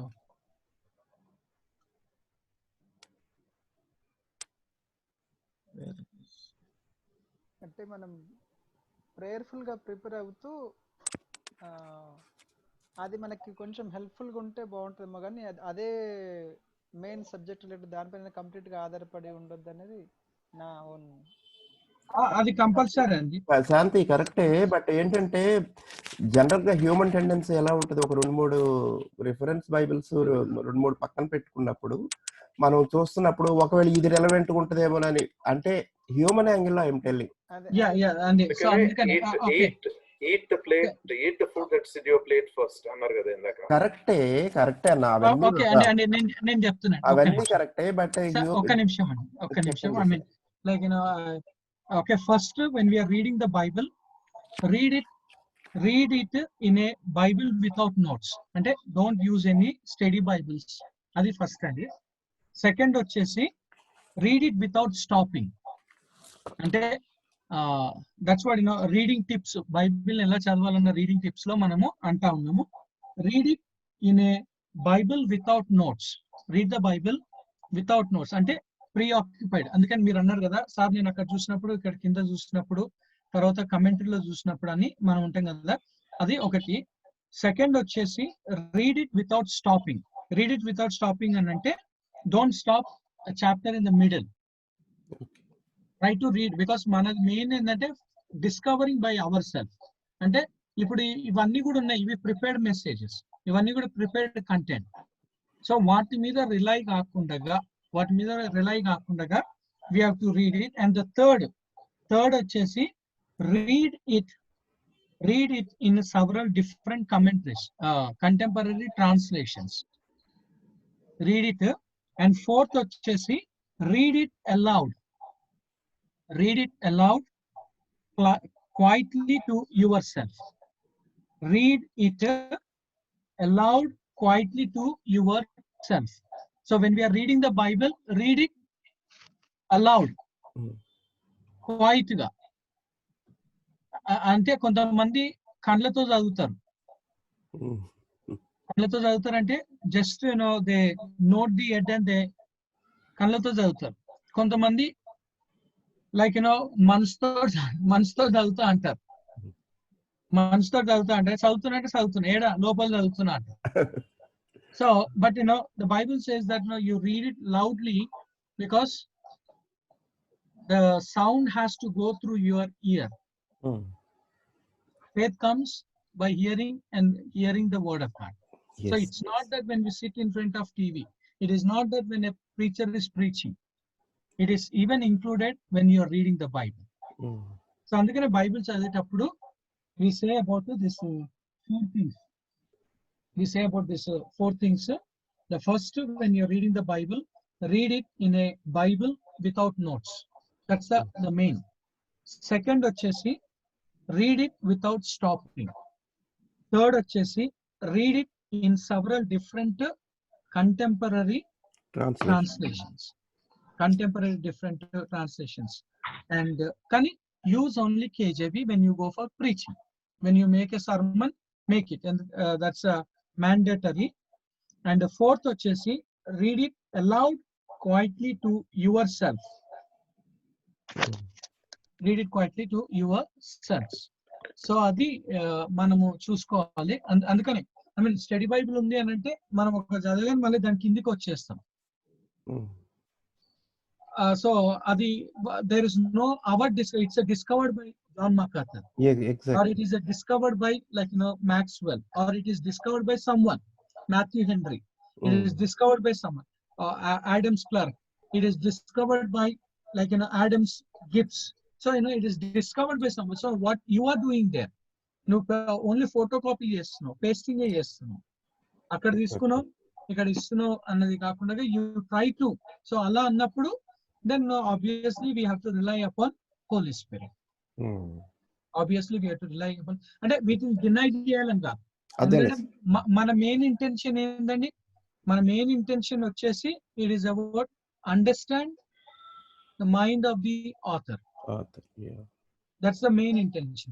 Understand the mind of the author. Unless you understand the mind of the author, you cannot expound the word of God. So అందుకనే దాన్నే మనం ఇంటర్ప్రిటేషన్ అంటే. ఇంటర్ప్రిటేషన్ అంటే ఏంది? Understand the mind of the author and present in his own tone. You have to present in his own tone. Authors tone లో present చేయాలి, మన tone లో కాదు. మన టోన్ లో ప్రెజెంట్ చేస్తే then you are doing injustice to the author, because you are coming in the place of the author who is not there, but his word is alive. So అందుకనే so read చేసేటప్పుడు ఈ 4 things ని మనము follow up కావాలి. అప్పుడు ఏ ఏ లెవెల్లో మనం వీటి సపోర్ట్ తీసుకోవచ్చు సార్? అప్పుడు ఫైనల్ అంటే when you digest the passage ని నువ్వు డైజెస్ట్ చేసుకున్న తర్వాత, అందుకే నాన్న లైక్ మనం ఏమంటామండి, లైక్ నేను చెప్పానండి 6 ప్రొసీజర్స్ చెప్పానా మీకు? 6 ప్రొసీజర్స్ అంటే అబ్జర్వేషన్. లేదు సార్. చెప్పండి సార్. ఓకే, అబ్జర్వేషన్ 6 ప్రొసీజర్స్ అండి. Observation, yes sir. అబ్జర్వేషన్ అంటే ఏంటండి? You have to observe like all the prophetical book. So all అంటే ఇది literal. So you have to observation లో you have to come to this all about warning, comparison, like figure of speech, ఇవన్నీ కూడా మనము చూడాలి. That's known as the observation. So even keywords అనేది కూడా మనము అబ్జర్వేషన్. అండ్ సెకండ్ వచ్చేసి interpretation. After observation we come to the interpretation. After observation we come to interpretation అంటే ఏంటండి? It is to just explain. ఇప్పుడు like doctor after seeing our reports only, he describes what kind of sickness that you are suffering, what kind of pain that you have, where you have a pain. And experience ఉన్నప్పుడు కూడా he says observes. So అదే విధంగా observation, interpretation, and then we come to summarization. Okay, మనము interpret చేసేటప్పుడు full మన like ఇప్పుడు like కొంతమంది మాట్లాడుతాం, మనం డైరెక్ట్ గా ఏమంటాం, ఏం చెప్పాలని చెప్పే అంటాం. అంతెందుకు, అదంతా కూడా ఏం కావాలి అంటే it's like you come to the point of summarization and then come to evaluation.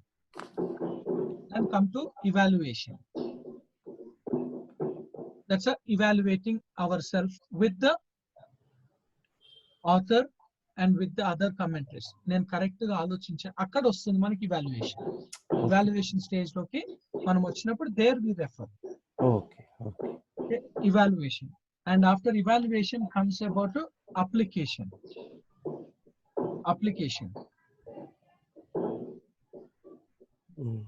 And after application comes actualization. What is that, sir? Actualization. Application and actualization same kada? Okay, there are people who goes for application but don't practice it. Okay. Practical. Actualization is a putting into action. Practice. Okay. Putting into action. People, they knew it. ఇప్పుడు like for an example like a person who smokes, he knew that it affects to my lungs. It affects to my lungs. He knew it, but he don't practice it.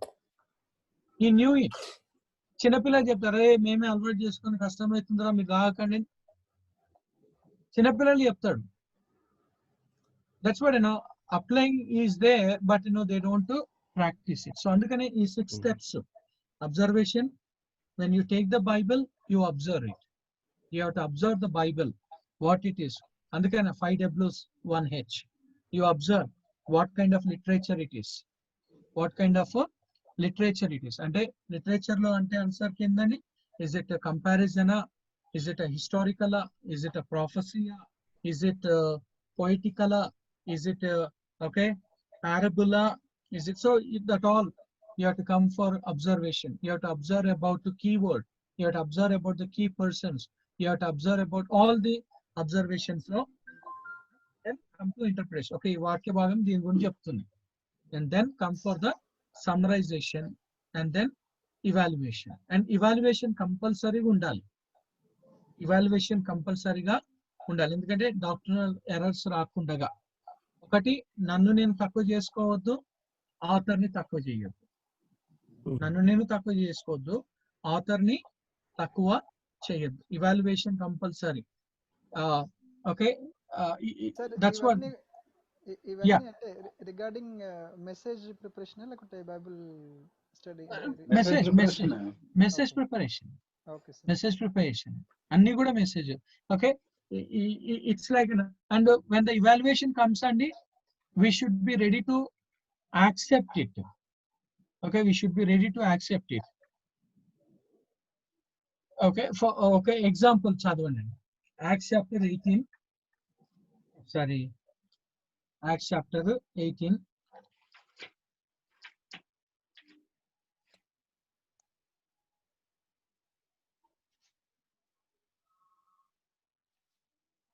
Okay, verse 24 నుండి 26 వరకు ఒకసారి చదవండి.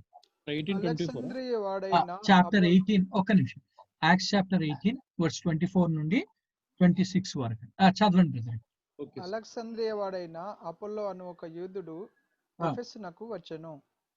అతడు విద్వాంసుడును లేఖనముల యందు ప్రవీణుడై ఉండెను. అతడు ప్రభు మార్గం విషయమై ఉపదేశము పొంది తన ఆత్మ యందు తీవ్రపడి యోహాను బాప్తిస్ము మాత్రమే తెలుసుకొనిన వాడైనను యేసును గూర్చిన సంగతులు వివరముగా చెప్పి బోధించుచు సమాజ మందిరములలో ధైర్యంగా మాట్లాడనారంభించెను. ప్రిస్కిల్లా అకులయు విని అతన్ని చేర్చుకొని దేవుని మార్గము మరీ పూర్తిగా అతనికి విశదపరిచిరి. So now what the Bible says, that there is a person called as Apollos, and this person is what? And mighty in the scripture and eloquent man. He's an eloquent man and mighty in scripture. And he came to Ephesus, and there he was preaching, and he was doing. But then vakyam emantundandi, although he knew only the baptism of John, so he began to speak boldly in the synagogue. When Aquila and Priscilla heard him, they took him aside and explained to him the way of God more accurately. That's what అది coming to the point of evaluation దగ్గరికి వస్తుంది. అంటే నువ్వు చేస్తుంది బాగుంది. It is not that boycott. నేను boycott చేస్తున్నాను, నువ్వు అంత తప్పుడు బోధ చేస్తున్నావు. And here is a man who is a mighty in the scriptures but need correction, need evaluation. When there is an evaluation, he rectified of himself. తర్వాత మనం 27వ వచనంలో చదువుకున్నప్పుడు the Bible says that he rectified of himself with the scripture. So అలా మనకు evaluation అన్నది మనకు ఉండాలి. And కానీ ఆ evaluation చేసేటప్పుడు కూడా which kind of commentaries that we are using అన్నది కూడా important. Whose commentaries? యాక్చువలైజేషన్ గురించి చెప్తామని చెప్పారు. అప్లికేషన్ కి యాక్చువలైజేషన్ కి అదేనండి. Actualisation they don't apply, they know but they don't apply అన్నారు. యా సో అంటే ఇప్పుడు లైక్ అప్లికేషన్ లో అనేసరికి వి సే 4 P's అంటాం. అప్లికేషన్ అనేసరికి వి say about 4 P's. Okay, so now we say about 4 P's. What are those 4 P's?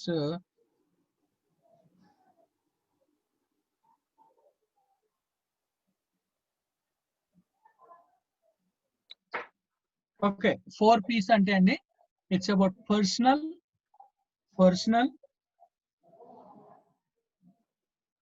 practical, possible, provable. Personal, practical, personal, practical, possible, possible, and provable. So actualization దగ్గరకు వచ్చేసరికి provable అంటామండి. Actualization దగ్గరకు వచ్చేసరికి provable. So you have to prove. So many people they don't take personal. అంటే అందుకే నేను కొంతమంది చాలా మంది they will be like a rotator stand fan. అంతే పాస్టర్ మాట్లాడుతుంటే ఓన్లీ రొటేట్ చేస్తూ ఉంటారు. They come to the point of rotating. అంటే ఇది వాళ్ళ గురించి మాట్లాడుతారు, ఇది వీళ్ళ గురించి మాట్లాడుతారు, వాళ్ళ గురించి మాట్లాడుతారు. But it's coming to the point of personal and it has to be taken practical. So చాలా మందికి ప్రాక్టికల్ ఉండదు. They don't come for the practical. And also it should be possible whether you are able to do it or not. ఎందుకంటే చాలా మంది ఏం చేస్తారంటే ఇప్పుడు like రేపు పొద్దున్న నుండి నేను కూడా చేస్తా, రేపు పొద్దున్న నుండి చూడు నేను కూడా, నన్ను లేపు నేను కూడా. But when the time has come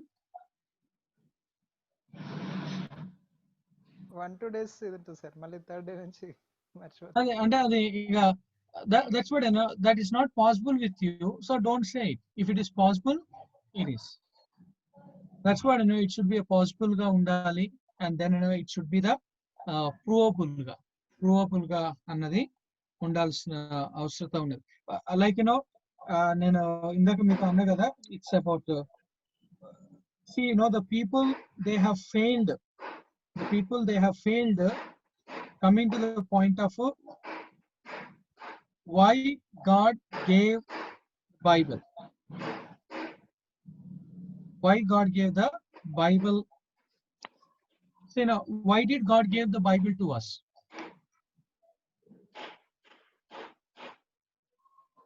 Why did God give the Bible to us? మళ్ళీ అదే వచ్చింది ప్రశ్న.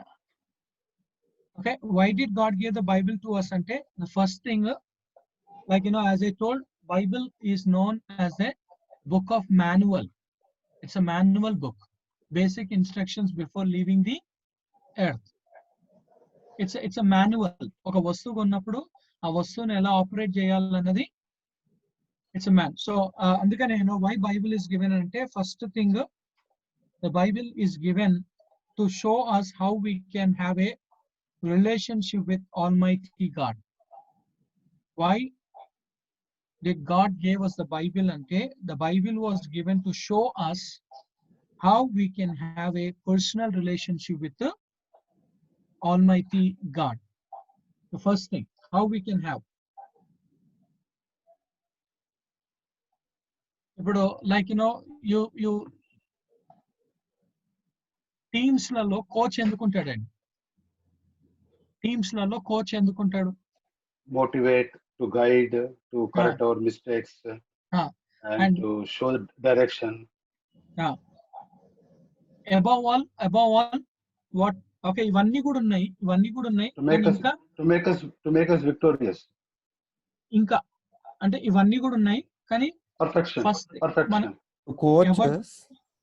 ఎవరితో మ్యాచ్ చేయబోతున్నామో వాళ్ళ యొక్క వీక్ పాయింట్స్ ని కానీ స్ట్రాంగ్ పాయింట్స్ ని కానీ అవి చూసి మనకు అప్డేట్స్ ఇస్తా ఉంటాడు.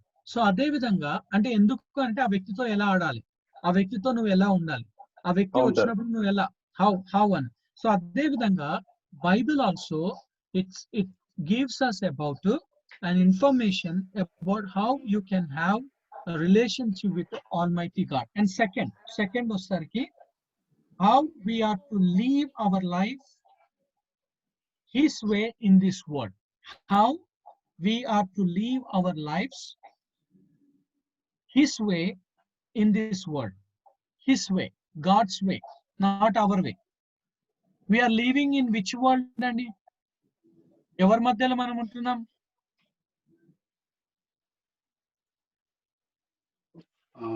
We are among the world. We are living in the world.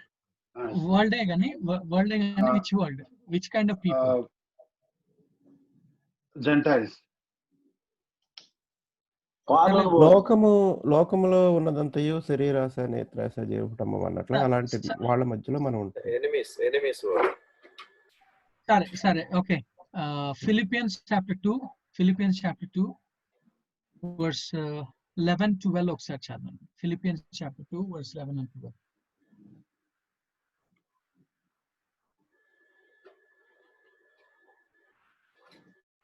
ప్రతి వాని నాలుకయు తండ్రి అయిన దేవుని మహిమార్థమై యేసుక్రీస్తు ప్రభువని ఒప్పుకొనున్నట్లును దేవుడు ఆయనను అధికముగా హెచ్చించి ప్రతి నామమునకు పైనామమును ఆయనకు అనుగ్రహించాడు. 12 చదవండి. 12 వచ్చేసి తెలుగులో కాగా అయితే నా ప్రియులారా మీరు ఎల్లప్పుడూ విధేయులై ఉన్న ప్రకారము నా ఎదుట ఉన్నప్పుడు మాత్రమే గాక మరి ఎక్కువగా నేను మీతో లేని ఈ కాలమందును భయముతోనూ వణుకుతోనూ మీ సొంత రక్షణను కొనసాగించుకొనుడి.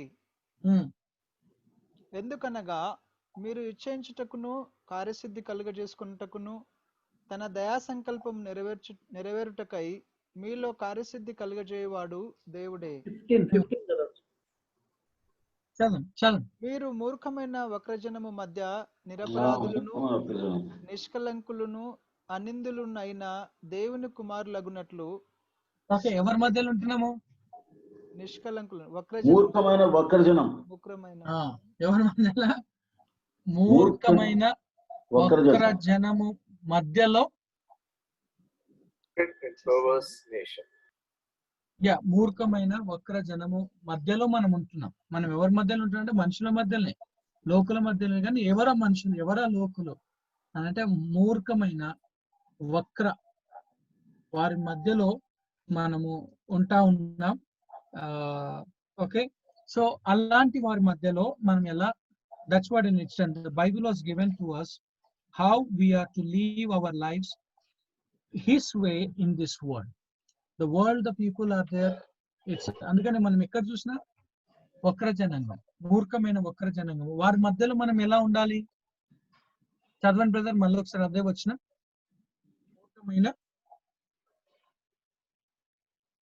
మీరు మూర్ఖమైన వక్రజనము మధ్య నిరపరాధులను నిష్కలంకులను అనిందులునైన దేవుని కుమారులగునట్లు సనుగులను సంశయములను మాని సమస్త కార్యములను చేయుడి. ఓకే, సో అందుకనే దేవుని వాక్యం అంటుంది సనుగులు సంశయములు అన్నిటిని కూడా మానివేసి మనం వారి మధ్యలో నిష్కలంకులుగా నిరపరాధులుగా నిష్కలంకులుగా జీవించాలి. అదే okay. And third, it was given to change our lives. It was given to change our lives to become more like of Jesus Christ. Why Bible was given to us ante it was given to change our lives to become more like that of Jesus Christ. Bible was given to us is to become more like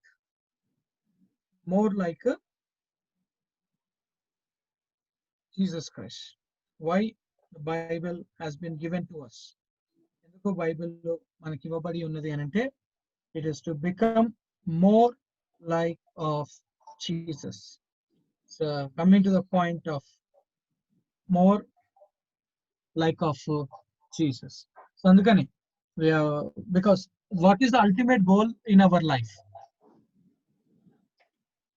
What is the ultimate goal అంటే ultimate goal అన్నది if you read in the Philippians chapter 3 12-14 లో చదువుకుంటే అక్కడ ultimate goal of a Christian, the ultimate goal of a Christian అన్నది అక్కడ మనము చూస్తాం. Okay, Philippians chapter 3 verse 12. So అందుకనే నేను గెలుచుతునని అయినను ఇదివరకే సంపూర్ణ సిద్ధి పొందితినని అయినను అనుకునుట లేదు గాని నేను దేని నిమిత్తము క్రీస్తు యేసు చేత పట్టబడితినో దానిని పట్టుకునవలనని పరిగెత్తుచున్నాను. సహోదరులారా, నేను ఇదివరకే పట్టుకొని ఉన్నానని తలంచుకున్నాను. అయితే ఒకటి చేయుచున్నాను, వెనుకొన్నవి మరిచి ముందున్న వాటి కొరకై వేగిరపడుచు క్రీస్తు యేసునందు దేవుని ఉన్నతమైన పిలుపునకు కలుగు బహుమానమును పొందవలనని గురి యొద్దకే పరిగెత్తుచున్నాను. Okay, so I mean, like the ultimate goal is to become like Christ likeness. The ultimate goal of a Christian అంటే వర్డ్స్ 14 లో క్లియర్ గా ఉందండి, ఇంగ్లీష్ లో అయితే. తెలుగులో అందుకనే నా personal suggestion, try to hold English then the Telugu. Okay, I mean ఉంటే మంచిదే, కానీ అక్యురసీగా మనకు అందులో ఉన్న ఒక అంటే బవార్చి బిర్యానీ వేరు, ప్యారడైజ్ బిర్యానీ వేరు. సో ప్యారడైజ్ బిర్యానీ కావాలంటే ఇంగ్లీష్ దాన్ని పక్కన పెట్టుకుంటే English version. So it will be ఒకసారి ఇంగ్లీష్ లో చదవండి 3:14. It is 3:14 అండి. I press towards the mark for the prize of the high calling of God in Christ Jesus. Okay, high calling. I press towards the mark of the high calling in Christ Jesus. So it's about like, the high calling is about what? Becoming Christ. ఒకసారి 12 లో కూడా చదవండి అండి, ఒకసారి 12. Not as though I had already attained. Okay, already I have attained. Either was already perfect. But I follow after, if that I may apprehend that for which also I am apprehended of Christ Jesus. Okay, that I am apprehended to Christ Jesus. So ఇప్పుడు దేవకుమార్ గారు మీరు మకాతర్ Bible అండి వాడేది? అంటే ఇప్పుడు అది తీసాను sir, మీరు ఒకసారి స్టడీ బైబిల్ అడిగితే అది ఓపెన్ చేశాను. ఒకసారి అందులో తీసి కమెంటరీలో చదవండి 3:14. ఫిలిపియన్ 3:14 ఒకసారి. ఒక్క నిమిషం సార్.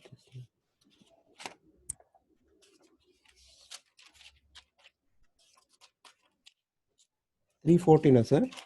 కమెంటరీ అండి, commentary. Okay. For this reason, Paul repeated what he wrote in verse 1 as he began his prayer. Because of their new identity in Christ stated in chapter 2, believers are spiritually alive. Verse 5. Philippians 3:14 కదా? Oh, sorry. Sir, where the efficiency? Okay. Philippians 3:14. Yes, sir. Christ likeness, the goal. 3:14, the goal. Christ likeness here and now. Yeah. The prize. Christ likeness in heaven. The upward call of God. The time when God calls each believer up to heaven and into his presence will be the moment of receiving the prize, which has been an unattainable goal in earthly life. Okay, and then 13 లోకి ఒకసారి చూడండి. 13 forgetting which are behind. Forgetting which are behind. దాని పైన Paul had reduced the whole of sanctification to the simple and clear goal of doing one thing, pursuing Christ likeness. Okay, so and what is the goal? The ultimate goal of a Christian is what? Becoming like Christ. Christ likeness. Yeah, becoming like a Christ likeness గా మనము చూస్తాం. So అదే మన ఒక goal. The ultimate goal of a Christian is becoming the Christ likeness. అందుకని Bible ఎందుకు ఇవ్వబడ్డది? Bible ఎందుకు ఇవ్వబడ్డది అంటే to know how to have a relationship with the Almighty God, and also how we need to live God's way in this world, because we are living or we are surrounded by ఒకరి జనము వారి మధ్యలో మనం ఉన్నాం కాబట్టి మనం ఎలా మనము నడుచుకోవాలి, and also attaining to the goal. The goal is about Christ likeness గా మనము చూస్తాం. సో అందుకనే దేవుని యొక్క వాక్యము మనకు ఇవ్వబడి ఉన్నది. So the Bible has been given for that reason గా మనము చూస్తా ఉన్నాం. ఓకే, ఇంకేమన్నా అండి? ఇంకొక few minutes, 5 minutes is there if you have any doubt or else. Commentaries గురించి సార్, అవును, రిగార్డింగ్ కామెంటరీస్. ఇప్పుడు వీళ్ళంతా కూడా గాడ్లీ మెన్ గా వాళ్ళంతా కష్టపడి చదివి they have prepared all these notes and commentaries కదా. అవునండి. వాటిని ఫాలో అవుతే తప్పేం ఎలా అవుతుంది? అంటే మనం వాటిని తీసుకోకూడదా అలా డైరెక్ట్ గా? అంటే తీసుకోవచ్చు అండి, తీసుకోవచ్చు. వాళ్ళు కూడా నేర్చుకున్నాయి కదా. అవునండి, తీసుకోవచ్చు. కానీ నేను అనేది ఏంటి అని అంటే we become dependable. dependent. So instead of allowing the Holy Spirit to reveal to us, instead of Holy Spirit revealing to us, then we depend on the resources which already prepared. And రెండోది వచ్చేసి we become lazy. ఎందుకంటే అక్కడ ఉంది కాబట్టి already ఉంది కాబట్టి మనం photocopy type లో we come to the point of photocopy, take there and paste laga అయిపోయింది. So there we are not giving about అంటే హోలీ స్పిరిట్ అనేది ఎట్లా చేస్తున్నాడంటే ఒక స్టెప్నీ టైప్ లో కార్ లో స్టెప్నీ పెట్టుకున్నట్టుగా, సరే ఏంటంటే పోతున్నాం కదా స్టెప్నీ ఉందా అంటే ఉంది, దేవా ఇప్పుడు మెసేజ్ అంతా కూడా నేను ఇళ్ళను తీసుకున్నా and we come to that point. So importance is to be given Holy Spirit. అన్నదాన్ని లాస్ట్ వీక్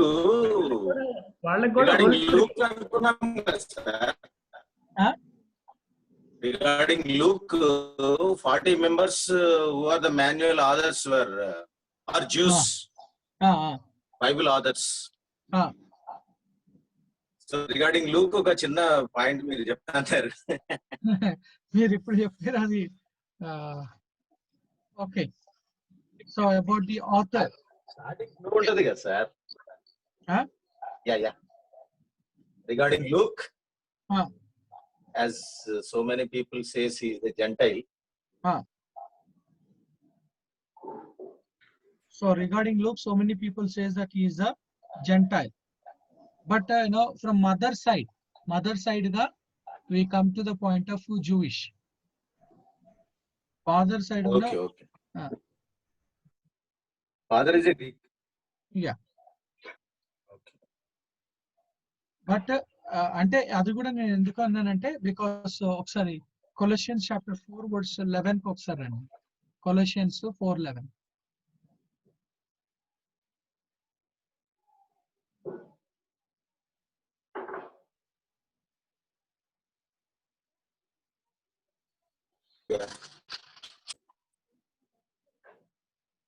చదవమంటారు సార్. మరియు యూస్తు అను యేసు కూడా మీకు వందనములు చెప్పుచున్నాడు, మీరు సున్నతి పొందిన వారిలో చేరిన వారు, వీరు మాత్రమే దేవుని రాజ్యము నిమిత్తము నా జత పని వారై ఉన్నారు, వీరి వలన నాకు ఆదరణ కలిగింది. అందులో 14 ఒకసారి 14 వచ్చిన లూకా అను ప్రియుడైన వైద్యుడు. సో పౌలు జత పని వాడు అంటే 11 వచ్చిన చదువుకున్న జత పని వాడు. సో జత పనివాడు అని చెప్పేసి అక్కడ ఉంది కదండి. సో అందులో లూక్ కూడా ఉన్నాడు. దాన్ని బేస్ చేసుకొని మనం అంటాం. అంటే ఇప్పుడు సున్నతి ఎవరు చేసుకుంటారు? ఓన్లీ యూదులే కదా. Okay, so if you have done then will pray. Okay.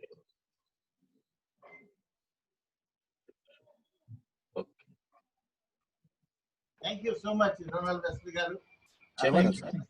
Billy is there.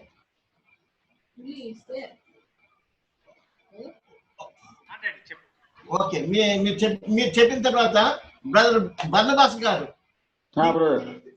Brother Billy ఈ ప్రేయర్ హడల్ గురించి చెప్పిన తర్వాత మీరు ప్రార్థన చేయండి బ్రదర్. Okay brother. మీ స్క్రీన్ తట్టు చూసినట్లయితే ప్రేయర్ హర్డల్ ఈ సాటర్డే 5:45 కి స్టార్ట్ అవుతుంది. సో మీ దగ్గర నుంచి నాకు 6 పేర్లు కావాలి. ప్రార్థన అదేంటి 5:45 నుంచి స్టార్ట్ అయినప్పుడు ఒక్కొక్క బైబిల్ వర్స్ కి ఒక లీడర్ ఉన్నారు. ఆ లీడర్ ని ప్రార్థన చేసిన తర్వాత దెన్ వి వుడ్ ఒక్కొక్కరు అదే టాపిక్ మీద, సపోజ్ ఫస్ట్ కొరింథియన్స్ 2:10 లో అదేంటి ఈ వర్సెస్ నుంచి మనము ప్రార్థన చేయాలనేసి కోరుతున్నాను. సో మీ దగ్గర నుంచి ఒక 6 పేర్లు కావాలి, 6 పేర్లు కావాలి మీ దగ్గర నుంచి. శాంతి is there. శాంతి మీరు మ్యూట్ లో ఉన్నారు. Yes, sir. Okay, can I write your name? Yes, sir. Okay, Shanti. Next. Again, Ronald Wesley Garu, we request you to take a devotion for 15 minutes. The topic would be on every local church as a college classroom. I would నేను మీతో మళ్ళీ ఫోన్లో మాట్లాడతాను. So devotion 15 minutes ఉంటుంది. So ఆ devotion base మీద then we will go up to biblical discipleship in India. So we are praying on the second session would be biblical shepherding in India, and praying on biblical stewardship in India. So we would be praying, our prayer would be emphasized on these picked up Bible verses. Of course we would adante manamu Bible college gurinchi students family finance adantha ప్రార్థన చేస్తాం కానీ we are emphasizing on the scriptures. Okay. Okay. Good. Next, Shanti Kumar is there. Kirti Prakash. Are you hearing? Yes, sir. Okay, Kirti. And of course, Vijay Kumar sir, మీరు వచ్చి ఎప్పుడన్నా మీరు కూడా leadership తీసుకొని devotion తీసుకోవాల్సి వస్తుంది Vijay Kumar sir. Okay, sir, but leave me this Saturday, sir. This Saturday I'm busy. Okay, sure. Wesley, Tam. Yes, sir. Okay, wonderful. Then Dev Kumar sir. Particular time అంటే నేను చెప్పలేను సార్. అంటే మనకి ఇది ఉంది కదా మధ్యలో in between I will come and go. Okay, sir. Your name will be there. When I saw you, I will call you fun. No problem, no issues. Okay, Simon Garu. I may cut off after 7 o'clock, sir. Okay, sir. Before that, I will give you the time. Okay, sir. Thank you so much. Now, our dear brother Gali Barnabas Garu will close with prayer. ప్రార్థన చేసుకుందామండి. మా దగ్గర రక్షకుడా, మా ప్రేమ గల తండ్రి, నాకు మన ప్రభువా, ఎంత మంచి దేవుడు మీరు. మీ వాక్యాన్ని మాకు ఇచ్చినారని సరే మీరు నేర్పిస్తున్నారు. మీరు వాక్యం ఇచ్చిన ఉద్దేశం కూడా మాకు చెప్తూ వచ్చారు తండ్రి. మీరు మాతో మాట్లాడుతా అన్నారు. మాకు తండ్రి విశదీకరిస్తానని చెప్పారు. మా జీవితంలో అన్వయించుకోవడానికి మీరు సహాయం చేస్తానని చెప్పినారు తండ్రి. మీ ఉద్దేశంలో తండ్రి మీ యొక్క స్వరూప్యంలో, ఈ ప్రభువుని యేసుక్రీస్తు స్వరూప్యంలో మమ్మల్ని మార్చుకోవడానికి, మారడానికి మీరు ఆశపడుతున్నారు. ఇంత గొప్ప దేవుడు మాకున్నారు. ఎంతో కృతజ్ఞతలు ప్రభువా తండ్రి. అనాథముల మేము, పాపంలో చెడిపోయిన వారం తండ్రి, మేము చదువుకున్న రీతిగా మూర్ఖమైన వక్రజనం మధ్య ఉండేవారం, అటువంటి వారమే. కానీ ప్రభువా మీరు మాకు జ్ఞానం దయచేసినారు తండ్రి. ప్రభువుని యేసుక్రీస్తు యొక్క స్వరూప్యం చూపించి మమ్మల్ని తండ్రి మీరు మార్చినారు. మీ ఉద్దేశాలను బయలుపరుస్తున్నారు. కాబట్టి తండ్రి మా జీవితాలు తండ్రి మీరు కోరిన రకంగా మారడానికి మాకు ఇచ్చే అవకాశాన్ని బట్టి స్తోత్రం చేస్తున్నాం. మాకు బోధించేటువంటి మా ఉపాధ్యాయులను బట్టి స్తోత్రం చేస్తున్నాం తండ్రి. ఈ అవకాశం కల్పించినటువంటి కాలేజ్ బట్టి నుంచి మేము స్తుతిస్తున్నాం, ఘనపరుస్తున్నాం తండ్రి. ఈ యొక్క ఎడారి ప్రాంతంలో తండ్రి మాకు ఇచ్చినటువంటి ఈ యొక్క తండ్రి ఓయాసిస్ గురించి స్తుతిస్తున్నాం, ఘనపరుస్తున్నాం ప్రభువా. మేము దీన్ని సద్వినియోగపరచుకోవడానికి సాయం తెచ్చేయండి. ముఖ్యంగా నాకు తండ్రి మీరు మీ జ్ఞానం తెచ్చేయండి. జ్ఞానం కొదువైంది అని నాకు తెలుసు తండ్రి. మీ జ్ఞానం దయచేసి నడిపించమని వేడుకొంచున్నాం. ఉత్సవాన్ని దీవించండి, విన్నవారందరినీ దీవించండి. విన్న ఈ సంగతులు సత్యాల్ని మా హృదయంలో నాటుకుని వేడుకొంచున్నాం. మా జీవితంలో ఫలింపజేయమని వేడుకొంచున్నాం తండ్రి. ఈ యొక్క సమయాన్ని చూసు కనపరుస్తూ ఈ కొద్దిన పని కృందార్పంతో ప్రభు మా ప్రియరక్షకుడు మా ప్రభు యేసుక్రీస్తు నామములో వేడుకొంచున్నాం పరమ తండ్రి. ఆమేన్. Amen. Thank you.